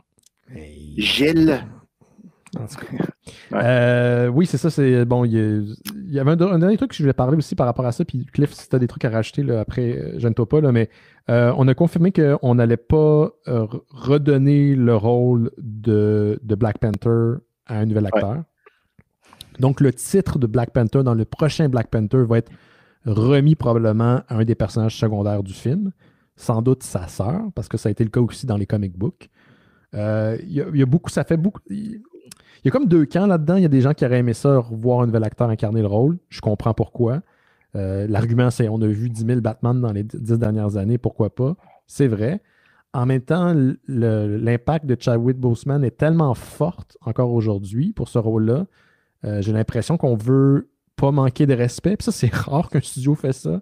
Le contexte n'est pas le même qu'avec un Batman. Non, c'est ça. Puis donc, moi, je suis down avec les deux solutions. Mais j'aime bien l'idée que le titre va être remis à un autre personnage, surtout si c'est son personnage de sa sœur. Why not? Puis on dit qu'on va plus explorer Wakanda dans le prochain film. C'est tout ce qu'on sait par rapport pour l'instant qui est véritablement confirmé, mais je ne sais pas si vous aviez des opinions par rapport à ça. Moi, je trouve que la meilleure façon qu'il devrait faire ça, c'est le donner à sa sœur, mais il devrait donner ça à quelqu'un d'autre, comme au début du film. qui n'est pas sa sœur, puis tu vois que c'est pas évident être le roi. C'est pas évident être Black Panther. Puis la personne fait plein d'erreurs, puis il rend quelque chose. Puis finalement, c'est la sœur qui vient sauver le moment. Parce que si tu lui donnes tout de suite, les gens vont l'accepter, mais ça va juste être comme OK. J'ai hâte de voir comment ils vont expliquer son absence. Il va sûrement mourir dans le cadre de l'univers de Marvel, ou il va arriver quelque chose qui fait en sorte qu'il est plus présent en tant que roi de Wakanda. Mais je suis très curieux. Ça enflamme quand même les discussions. Je pense que je penche plus du côté... j'aime bien la décision de Marvel pour l'instant. On va le voir dans What If. De toute façon, il incarnait la voix de son personnage. Donc, ça va être sa dernière grande production auquel on va avoir accès quand la série va être diffusée.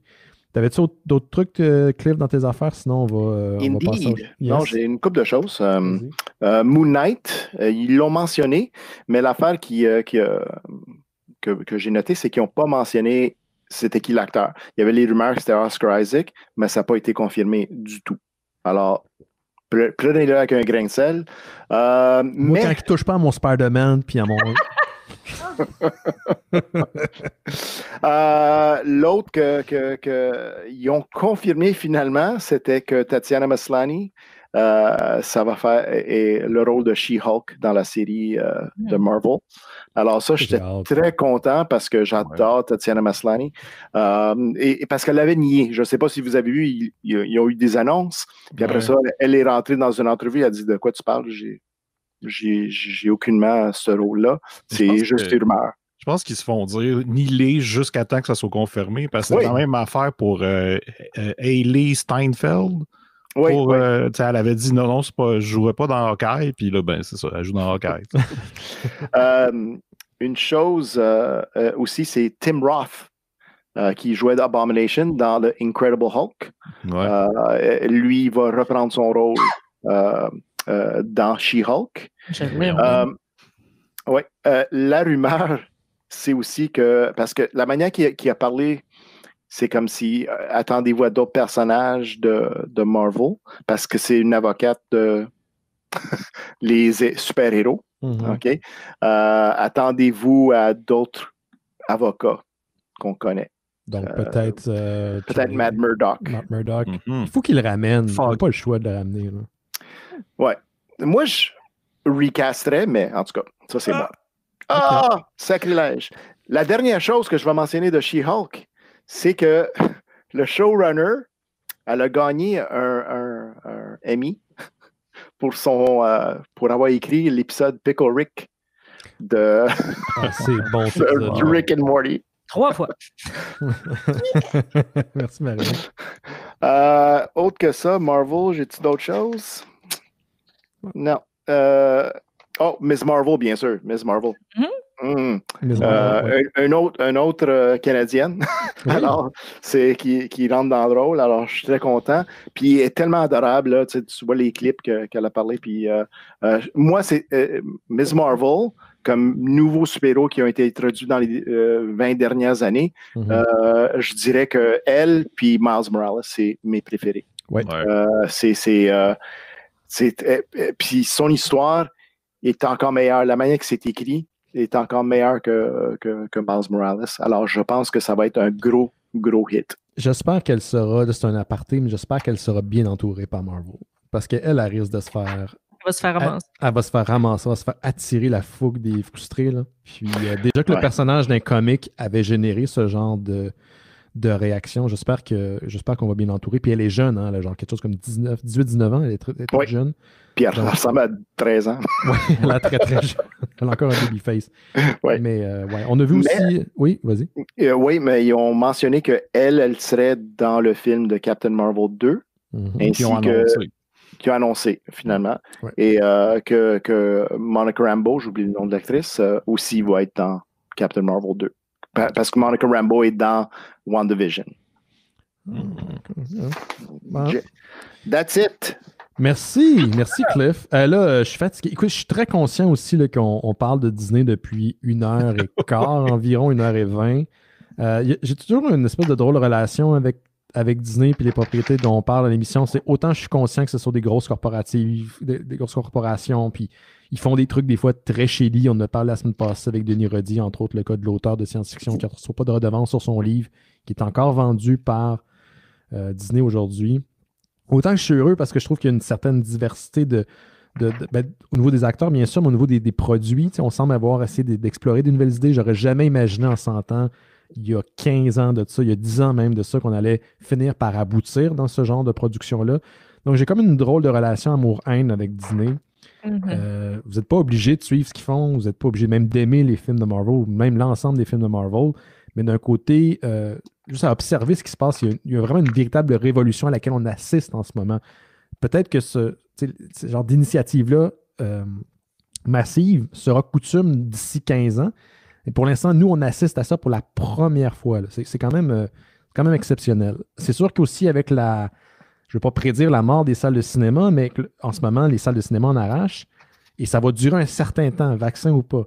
Donc, est-ce que ça a influencé aussi l'idée d'aller vers des productions qui sont beaucoup plus dirigées vers l'écran, vers le home entertainment? Ça se peut. Ça se peut que ça soit une des raisons qui a motivé Disney à aller dans cette direction-là. Il y a sûrement des articles là-dessus. Là. Il y a beaucoup de sites Internet spécialisés aux États-Unis qui parlent de l'argent derrière les décisions qui motivent ces projets-là. Forbes en parle beaucoup. Variety aussi de temps en temps.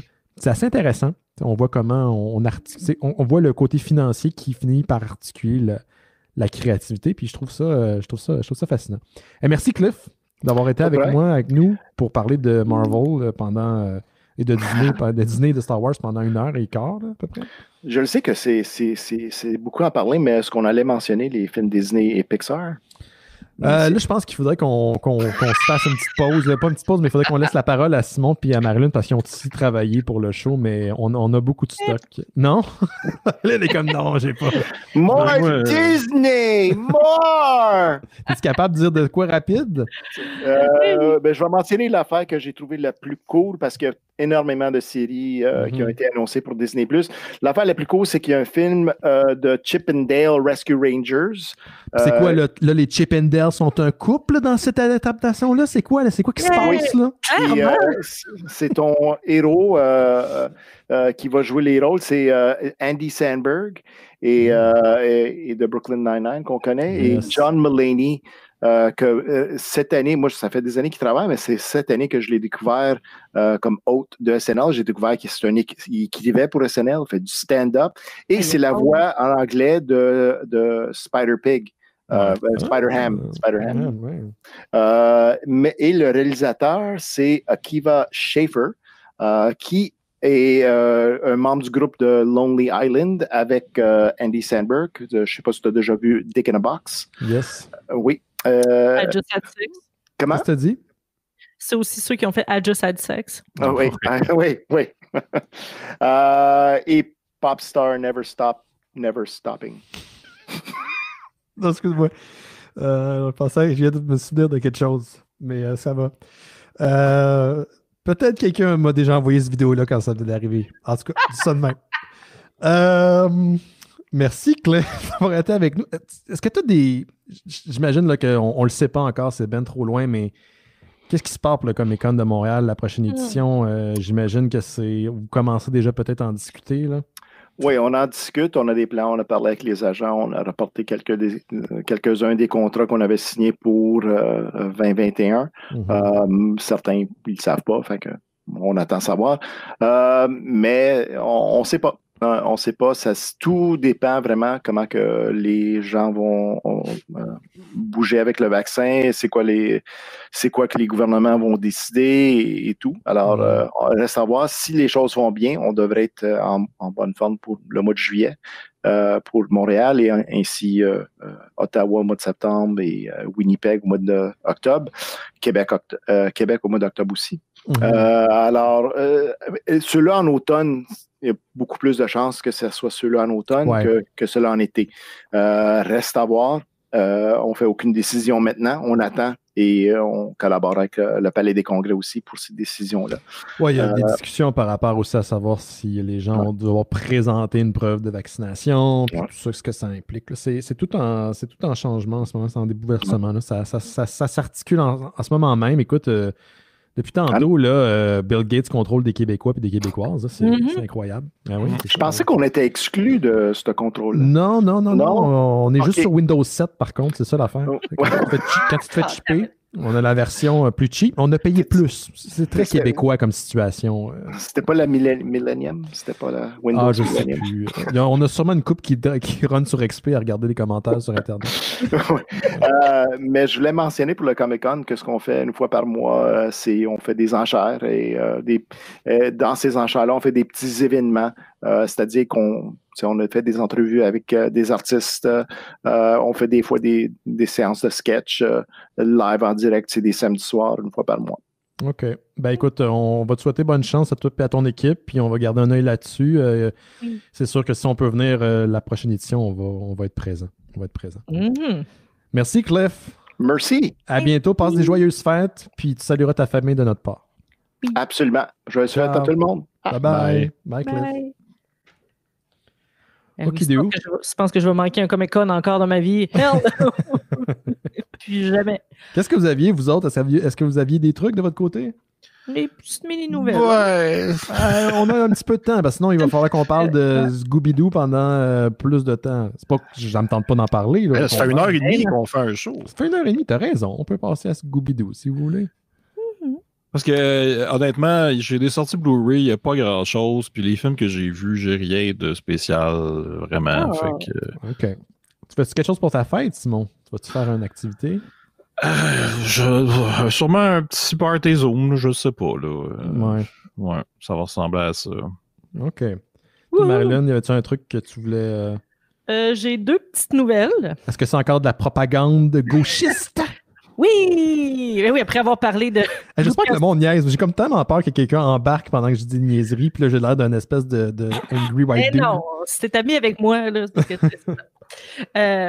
mais non, c'est ça, je parle de Disney depuis 1h30, là, ça va, je sais pas si...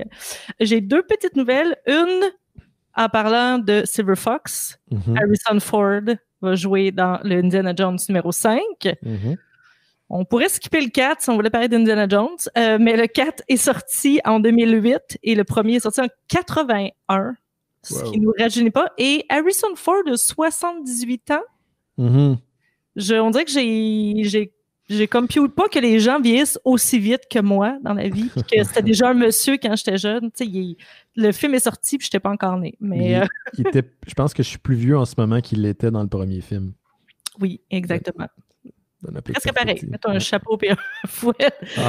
Puis on feel un peu comme ce que lui feel présentement. On feel très vieux. 78 ans. Avec un chapeau là. Hey. Non, le film va sortir, il est en pré-prod déjà, donc il va sortir en juillet 2022. Donc c'est quand même, c'est pas juste un projet à super long terme, ça se peut que ce soit repoussé quand même. Et c'est vraiment le même, ça va être dans le futur, ça va être à notre époque et ça va être un vieux Indiana Jones. Et Harrison Ford a dit qu'il était vraiment excité, il était vraiment content, il avait hâte de le refaire, donc c'est pas juste, tu sais, j'ai l'impression que c'est pour lui, c'était pas juste monétaire ou c'était pas juste parce qu'il fallait, tu sais, il a pensé puis ça il tentait vraiment de retomber là-dedans, puis il a dit que le scénario était intéressant puis qu'il y avait du fun. Donc c'est ça, donc c'est un Lucasfilm confirmé par Disney qui va sortir en juillet 22 chez Out. J'ai réécouté les anciens, ils sont toujours aussi le fun, il y a un petit peu de problématique, évidemment. On dirait qu'il y a plein de choses que j'avais pas vues. Je sais pas s'ils vont encore faire des petits Easter eggs de Star Wars. Vu que c'est Disney pourrait. Parce que dans les premiers, il y a une place qui s'appelle la Cantina. Il y a une Death Star sur le haut d'un poteau. On met des petites choses comme ça. Ce serait quand même le fun qui cache encore des petites choses. Donc... Faut pas qu'il pogne la COVID, lui, là. Non. Mais c'est ça, je me dis, c'est en pré-prod. C'est correct. Mais... Et mon autre petite nouvelle qui devrait vous faire plaisir, c'est à propos des Muppets. Et c'est à propos de mon film préféré de Noël, qui est les Muppets Christmas Carol, The Movies, donc qui est l'histoire du Scrooge, mais avec les Muppets, et qui est très drôle, avec Gonzo. Et ils ont retrouvé une chanson qu'ils avaient filmée Mais c'est quand Scrooge est jeune puis qu'il a une fiancée, puis qu'elle dompe, il avait enregistré une chanson d'amour, mais dans le temps, il trouvait que ça fitait pas tellement, que les jeunes n'allaient pas comprendre, que c'était pas le bon public. Et je pense qu'il est là sur le VHS, mais ça s'est jamais ramassé au cinéma, on l'a jamais vu, ils l'ont perdu. Ils l'ont coupé, ils l'ont laissé pour la VHS, puis ils l'ont pas mis au cinéma, ils l'ont remis pour la VHS, puis ils l'ont enlevé pour le DVD, le Blu-ray et la version actuelle sur Disney+. C'est ça. Elle contient pas la scène. C'est ça, et là, ils veulent peut-être, il y a aussi des uncut et des trucs comme ça, ils voulaient le sortir pour Noël sur Disney+, mais ils sont pas sûrs parce qu'ils viennent de le retrouver. Ils sont pas sûrs qu'ils vont pouvoir le faire à temps, mais donc il y a des petites affaires qui vont être ajoutées. Moi, j'aime beaucoup sur YouTube, il y a des bloopers de ce film-là, puis c'est les gens qui font les marionnettes qui disent des niaiseries pendant les scènes parce qu'ils ont des problèmes avec le décor, des trucs comme ça. C'est jamais pas cute, c'est jamais pas trop. c'est comme juste les marionnettes, c'est comme si c'était des bloopers de marionnettes. C'est ça qui est drôle, c'est que malgré le fait qu'ils se plantent ou qu'il arrive une problématique ou qu'importe, ils vont toujours rester dans leur personnage. Oui. Ils vont peut-être déconner, mais c'est les marionnettes qui font des bloopers. Puis ça a souvent été comme ça dans les bloopers des films de Jim Henson. Tu vois ou même, j'ai vu souvent des... tu sais, quand tu as un guest star, un acteur réel qui est présent dans une séquence, il va souvent parler à la marionnette entre les scènes. Puis il ne s'adresse pas aux marionnettistes. Là. Il parle, mettons, à Eagle. Il va parler à Kermit. Il y a comme une... je sais pas, vraiment une relation d'un humain à un autre personnage. Là. Oui, qui reste dans le même univers. Je trouve ça vraiment cool. Vous irez regarder ça. Pour les gens qui donnent au Patreon, un des derniers bifurcations qui est sorti, je pense qu'il est sorti, ou je vais le sortir, je me souviens plus, il faudrait que je revérifie, mais c'est à propos de Christmas Carol. On discute du Christmas Carol des Muppets, qui est un mélange assez intéressant de technique, pas une technique, mais d'un film lugubre, mais aussi drôle en même temps. Mais les deux sont là, les deux sont présents dans c'est très beau aussi. Une très bonne adaptation, je trouve. Okidou, est-ce que... Simon? Je peux vous parler d'un thriller érotique que j'ai écouté. Oui, si tu veux. Fin de semaine dernière. Amen. J'ai écouté un film qui s'appelle Animal Instinct 3. Sorti en 96, oui, c'est le troisième de la trilogie. Évidemment, il n'y a pas vraiment de lien entre les trois, sauf peut-être pour le thème, c'est-à-dire que chacun des films met en vedette une exhibitionniste et un voyeur. Sauf que là, est-ce que vous avez déjà pensé que vous aimeriez un thriller érotique avec du gangster rap et des lanceurs de couteaux? Ben écoute, dans mes... très spécifique sur mes fantasmes, ça, c'en est un. Ben c'est ça, parce que là, j'en ai un pour vous. C'est Animal Instinct 3. C'est ça, c'est une autrice exhibitionniste qui parle de sa relation avec un producteur de disques qui est riche, qui est aveugle, mais qui est lanceur de couteaux aussi. Oh! Sauf que là, l'affaire qu'on apprend assez rapidement, c'est que ce n'est pas vraiment un aveugle. Il fake parce que c'est un voyeur. Ouh! Fait que là, je sais pas comment ça marche. Est-ce que, genre, dans sa vie, tout le temps, il fait semblant d'être aveugle juste pour pouvoir faire ça, ce fantasme-là? Parce que c'est quand même un producteur de disques connu dans le film. Fait que, tu sais, il faut tout le temps qu'il fake qu'il est aveugle en public, mais dans sa vie privée, il peut voir. En tout cas. Là, c'est ça. À travers le film, on rencontre aussi des gens avec qui il travaille sur des disques.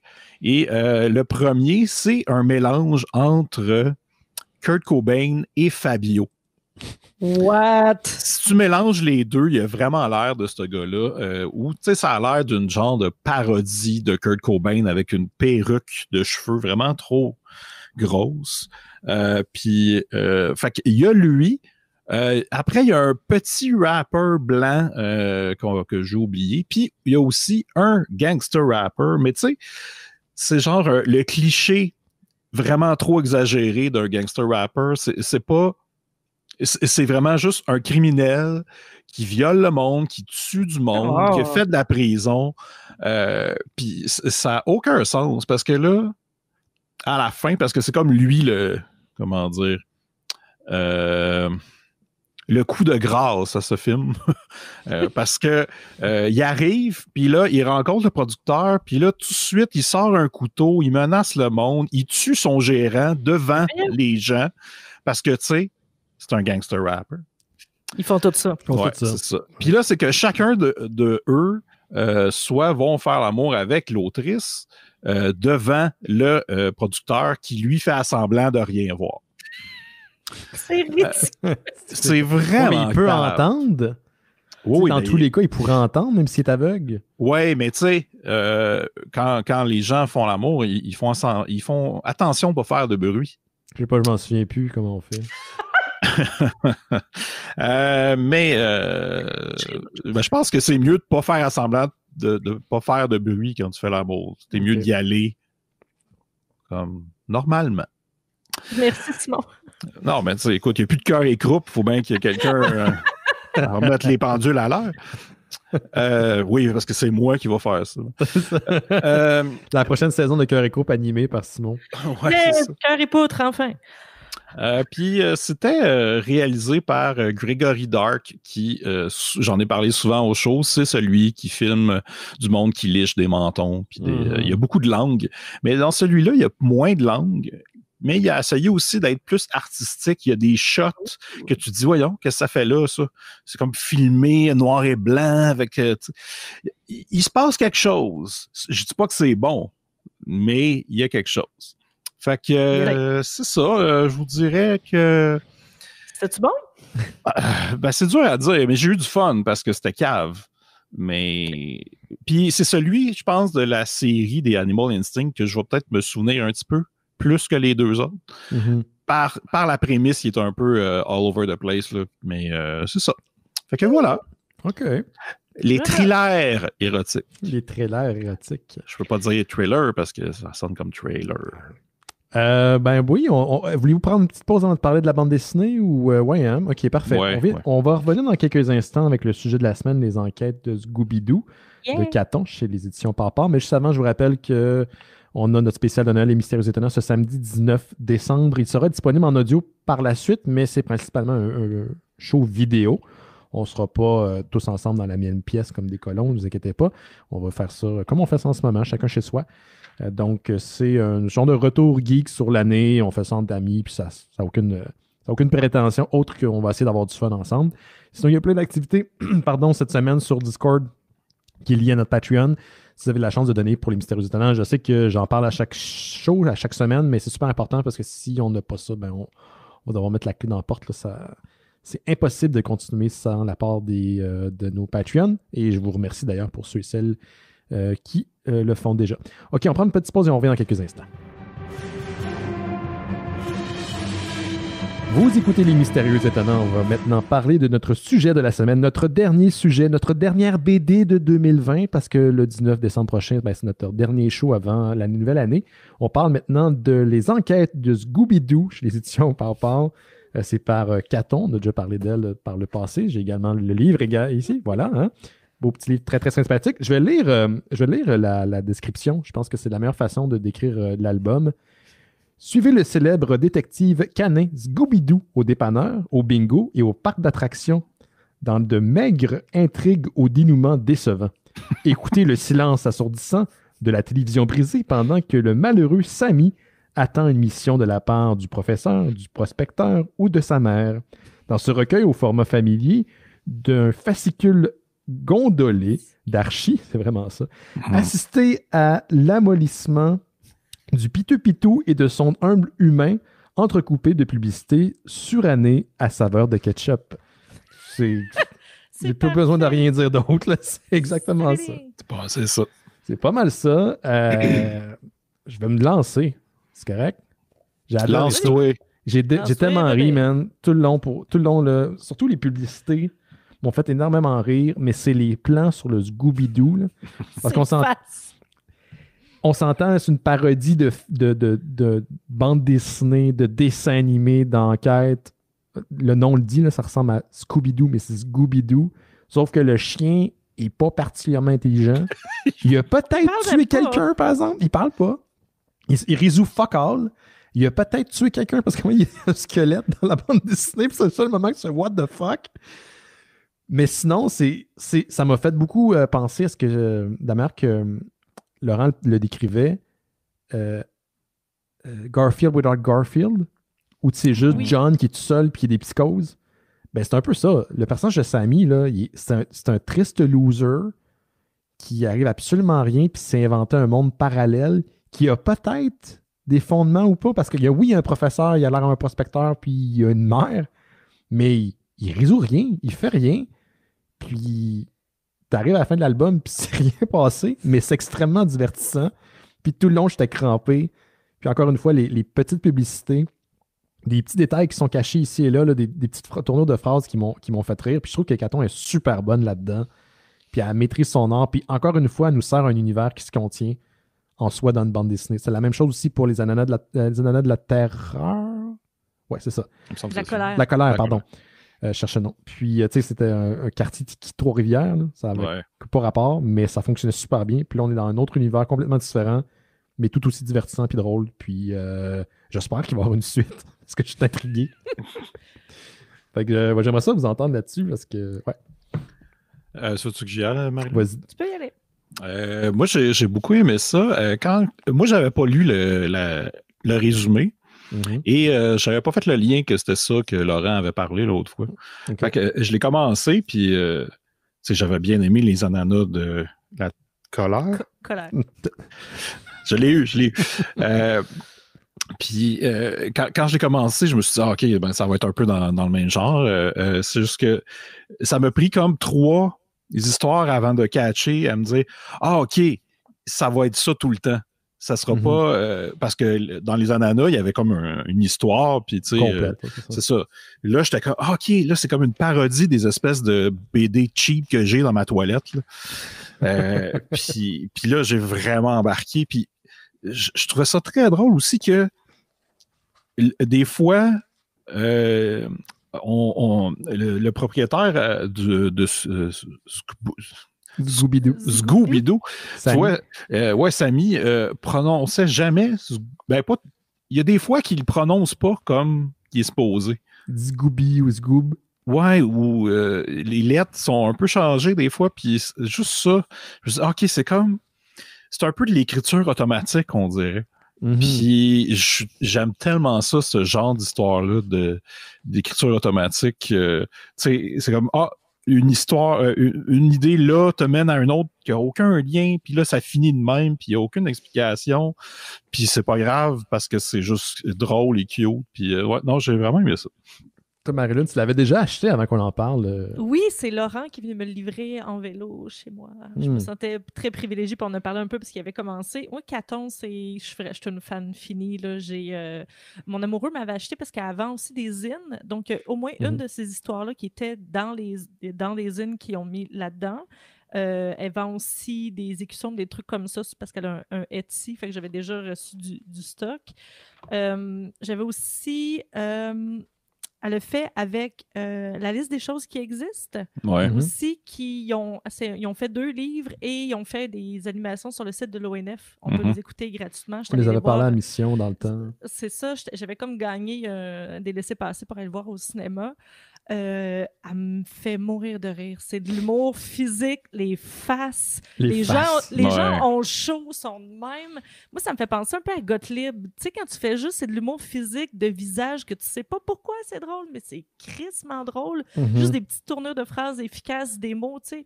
C'est sûr que le mot fascicule est dans la description parce qu'elle trouve ça vraiment drôle, puis le mot fascicule, tu le sais, tu sais. Puis juste les petites faces, puis il se passe fuck all, il se passe rien, tu sais pas où est-ce que ça s'en va, tout le monde est ridicule, puis j'avais vraiment noté que c'était vraiment comme John, on dirait que tu sens c'est lourd, c'est long. Le désespoir du personnage. Le désespoir, il regarde son téléphone, il débranche son téléphone à toutes les 2 secondes, comme c'est la seule raison pourquoi quelqu'un m'aurait pas appelé pour une mission, t'es comme non, t'as juste pas d'amis. Mais c'est efficace, comme disaient les annonces, ça faisait penser un peu comme dans les archis, les vieilles annonces, que justement, il y a des coupons, tu peux écrire, puis il y en a une couple que c'est écrit d'envoyer aux éditions Power, puis pendant quelques secondes, j'ai comme J'y ai pensé, moi aussi. Je vais photocopier cette page-là, puis je vais envoyer, parce que je ne veux pas couper la BD, puis je vais envoyer un coupon rabais. C'est sûr qu'il y a des gens qui l'ont fait. C'est sûr qu'il y a des gens qui l'ont fait. Là. Fait que je trouvais ça drôle que, tu sais, ils embarquent là-dedans, parce qu'il y en a qui, tu sais, des vraies adresses, puis des trucs comme ça, puis que, tu sais, ils ont vraiment embarqué là-dedans. Puis c'est, tu sais, ça a l'air très simple, mais c'est aussi de bonne qualité. Là. Je sais pas pour toi, mais le carton de la bande dessinée, l'écriture, l'édition est aussi de super bonne qualité. Fait que c'est pas... c'est simpliste, mais c'est vraiment très, très bien fait. J'ai toujours aimé le format Papa. Il est un peu plus petit que les autres, mais ça se porte super bien. Puis, c'est vraiment le format, j'ai l'impression, peut-être même exactement, là, que celui qu'on retrouve pour certains archis, là, comme ceux que Simon t'avait dans la salle de bain. Là, on dirait presque le même format. Il y a vraiment un travail sur la forme, mais le découpage. Ce qui fait que c'est drôle à un moment donné, c'est que tu alternes entre les déclarations de Sammy puis le visage de Scooby qui fait juste se fondre sur lui-même. C'est pas un personnage intelligent, c'est un chien con. Puis c'est ça, t'alternes entre les deux. Puis à un moment donné, je riais, voyons, ça, il va-tu dire de quoi? Il va-tu réagir? Non! C'est un gros chien qui pue. Il y a même des mouches autour de lui. Il fait rien. Il est épais, mais c'est ça qui est drôle. Il joue aux devinettes. Il parle pas. Il parle pas, mais il joue aussi ses mots. Tu sais, comme tous les effets sonores dans la bande dessinée, c'est des... Comme, je sais pas comment le dire, mais c'est comme tu le ferais avec ta bouche. Là. Le téléphone, c'est... Drilling quand ça sonne à la porte. Ou non, le téléphone... Des onomatopées. C'est ça. Il y a plein de petits trucs comme ça qui me font rire. Le personnage a une obsession pour le ketchup. Je sais pas pourquoi. Probablement la seule chose qu'il est capable de s'acheter. Puis, tu sais, la manière qu'ils le décrivent, là, c'est juste... Ça a l'air d'un pauvre pathétique loser, mais moi, je dois dire une affaire. Je suis vraiment un sucker pour les underdogs. Puis les personnages qui sont ostracisés. Puis j'avais full d'empathie pour Sammy. J'étais, oh non, j'aimerais ça qu'il se fasse un chum. Mais tu sais, il garde espoir tout le long. Il est heureux malgré tout. Puis, ça, on rit pas non plus de la maladie mentale. On va pas dans cet angle-là. Non, il est c'est très léger, là. Inquiétez-vous pas. Il est juste niaiseux. C'est juste niaiseux. Un bon niaiseux. Moi, j'ai trouvé ce genre de BD que, surtout quand je l'ai commencé, que tu te dis, ben là, c'est simple. N'importe qui peut écrire ça. Puis non, Chris, il y a juste Caton qui peut écrire ça. C'est ça, juste ça qui peut faire ça. Puis je dis pas ça négativement, je veux dire, justement, ça fonctionne à cause de son style, tu sais. Parce que tu aurais pu avoir l'idée de faire ça, puis ça aurait pas marché, mais ça fonctionne super bien. Ces tournures de phrases, l'utilisation de certains mots font que c'est comique, puis je sais pas comment elle fait pour penser à ces choses-là. Moi, elle fait sur son Facebook officiel, le Caton, elle fait des petites bandes dessinées, là. Je les suivais, puis c'est comme ça que j'ai fini par la suite de la trouver drôle. À un moment donné, c'est juste des histoires de elle puis ses colocs. Pendant c'est ses colocs qui se font des selfies, puis ils se font des couettes, puis ils sont comme « Yeah! » Puis il y a juste elle en robe de chambre qui arrive et elle dit « Les filles, j'ai vraiment peur de la mort. » Puis je sais pas pourquoi, ça fait 1 an que je ris de cette joke-là. Peux-tu vous partager tu sais, dans les fausses publicités qu'il y a dans la bande dessinée, il y a des phrases qui m'ont fait rire plus que d'autres. Puis c'est vrai que dans les archis, quand tu lis un archi, tu as le archi que tu lis, puis tu as toute la gang. Tu as Betty, Véronica, Jughead, Archie est là, toute la gang. Mais tu as des pubs pour d'autres archis, puis c'est, mettons, la série Betty, Véronica. C'est comme, mais ils sont là, pourquoi est-ce qu'ils ont leur propre série? Tu sais, c'est comme, dans ma tête, c'est weird qu'ils ont leur propre série, genre, où il y a la série Jughead, mais ils sont chacun dans toutes les séries des autres. Il y en a une, c'est une série qui pourrait vraiment exister dans l'archi. Baby Scooby. Oui. Puis il revient quelques fois, puis une des premières choses un des premiers titres d'aventure de Baby Scooby, c'est Baby Scooby trouve une bombe. Puis je suis comme, comment il a fait pour se tirer de ce... Tu sais, il y a comme toute une histoire dans le titre que tu sais pas, puis je suis vraiment intrigué à savoir ce que c'est. Puis si même elle le mettrait en mots ou en planche, il se passerait probablement absolument rien. Mais juste d'imaginer un bébé Scooby qui trouve une bombe puis qui est placide devant une espèce d'explosion qui va y arriver en pleine face, ça me fait fucking rire. Ou l'autre, le Scooby bonbon au centre juteux de ketchup, c'est une publicité pour un lollipop, mais au ketchup. C'est juste ces mots-là, là, centre juteux de ketchup, ça m'écoeure. Sans que je vois le vinaigre qui est en train de se tagner dans le fond du bonbon, là. Tu sais, le petit précom de ketchup, là. Oui, le précom de ketchup. Celui qui t'insulte quand il revole sur tes frites, t'es comme, j'ai oublié de le shaker à la bouteille. Non, puis il y a des jeux dans le livre aussi. Il y a un casse-tête de clown, puis il y a un journal intime, puis il y a des mots à mettre dans l'ordre, mais ça n'a aucun rapport. Fait que c'est vrai que c'est vraiment fait comme un archi puis livre de salle de bain, no offense. Fait qu'il y a un peu de nostalgie. Elle joue beaucoup sur la nostalgie aussi. Tu sais, les années 90, des trucs comme ça. Il y a un zine que j'ai de elle qui a raconté que c'est un de ses amis qui a gagné, tu sais, le concours de dessin des jardins, là. Oui. Que j'haïssais tous les jeunes qui avaient gagné ce concours-là parce que j'étais pourrie en dessin. Puis c'était comme tout le temps les espèces de fiers pètes de la classe qui gagnaient tout le temps. C'était jamais les bolés. Okay? C'était pas nous autres. Ah, sûrement que Laurent elle a gagné. Mais Laurent n'est pas fraîche pète parce qu'elle a tous les talents. C'est ça. Ouais. Puis son ami avait dit qu'il avait gagné, puis son prix, c'était un petit gâteau aux carottes. Puis qu'elle sait pas pourquoi, mais c'est l'affaire la plus drôle qu'elle ait jamais entendue. Fait qu'elle a fait un petit zine et c'est tous les prix des gens qui ont gagné les concours de dessin des jardins, puis ça n'a aucun rapport. C'est, tu sais, des frisbees, des gâteaux aux carottes, ça a vraiment... Mais c'est comme tu disais, Simon, c'est une idée que quelqu'un pourrait avoir qui était comme, c'est pas drôle, mais c'est vraiment entre ses mains, c'est drôle. Ouais. Moi, j'ai reçu un prix. J'avais pas gagné le prix numéro 1, c'était genre prix 2 ou 3. J'avais reçu un porte-document Desjardins mauve. Hey. Il y a M. Juice, Étienne Cormier, dans les commentaires qui dit qu'il a gagné 2 fois.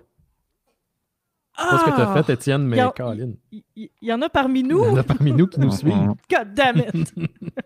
Mais ça Avez-vous vu Mais félicitations, Simon. Avez-vous vu, à un moment donné, il y a comme des recettes. La recette de soupe au vinaigre.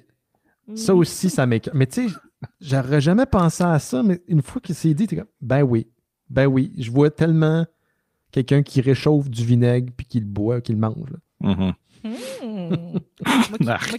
qui prends des shooters de vinaigre balsamique des fois. Les tarses au ciment. Tu sais, commandé, il y a comme un sketch là, où c'est Scooby plus jeune avec Sammy plus jeune, puis la mère de Sammy leur donne des tartes. Ouais, ils mangeaient pas la tarte. Puis là, bien sûr, il mange la tarte. Puis là, revient, c'était une tarte au ciment. Puis là, elle fait juste dire, je suis profondément triste. Ça m'a fait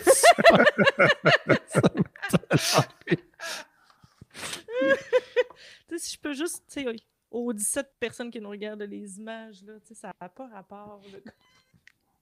C'est vrai.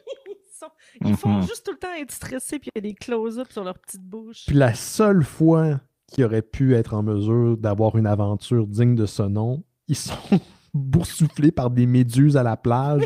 Fait qu'ils ont les yeux fermés. Ah oui! Il se passe 1 million d'histoires. Ouais. Tu sais, il y a comme une... Il n'y a pas d'histoire principale, mais il y a comme une histoire quand même qui revient de temps en temps. C'est le maire de la ville où est Sammy puis Scooby s'est fait enlever. Puis, pour une raison X, le kidnappeur demande une rançon à Sammy.